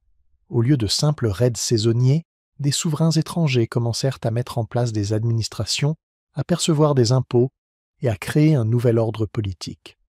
De cette transformation naquit le sultanat de Delhi, qui relia plus étroitement l'Inde au vaste monde islamique. Il ne s'agissait pas seulement de conquêtes militaires, ces changements introduisirent de nouvelles formes de gouvernement, d'architecture et d'organisation sociale qui allaient influencer le sous-continent pendant des siècles. La religion joua également un rôle profond. L'islam, avec sa philosophie, son art et ses structures sociales, se mêla peu à peu aux traditions indiennes. Des mystiques soufis parcoururent les plaines, prêchant la dévotion, la simplicité et une relation personnelle avec le divin. Ils dialoguaient avec les populations locales, traduisant les idées, mêlant les pratiques et formant des communautés spirituelles ouvertes et influentes. Peu à peu, les mosquées, madrasas et sanctuaires soufis devinrent de nouveaux centres d'apprentissage et de culture, se dressant aux côtés des temples, monastères et guildes qui avaient autrefois défini l'ère antique. Cette période fut aussi celle d'une fusion culturelle. Le persan devint la langue de l'administration, l'art et l'architecture mêlèrent leurs styles, et le commerce s'étendit, reliant l'Inde à l'Asie centrale, au Moyen-Orient et même à certaines régions d'Afrique. Tandis que le paysage politique évoluait rapidement, la vie quotidienne pour beaucoup consistait à combiner anciennes traditions et nouvelles influences.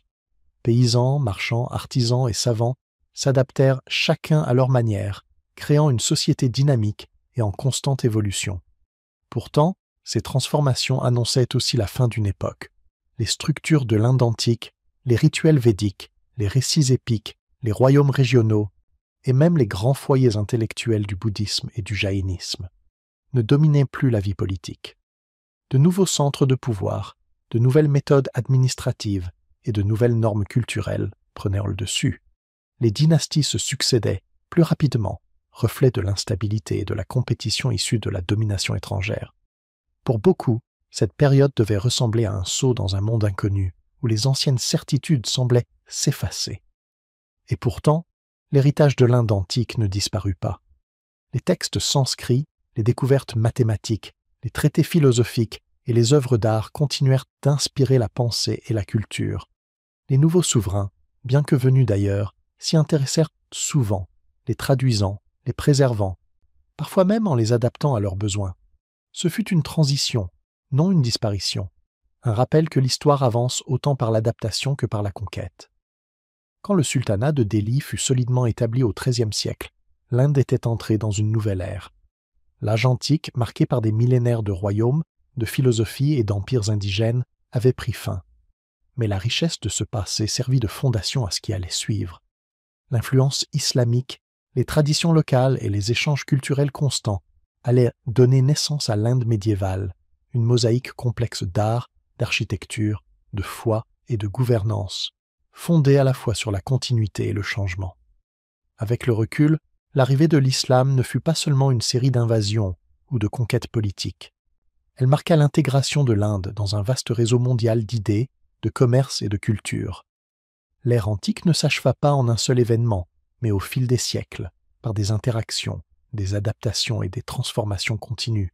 Ce qui survécut de ces temps anciens, les récits, les philosophies, les arts, continua de façonner le sous-continent, prouvant que, même lorsque les époques s'achèvent, leur influence demeure, guidant silencieusement les chapitres suivants de l'histoire.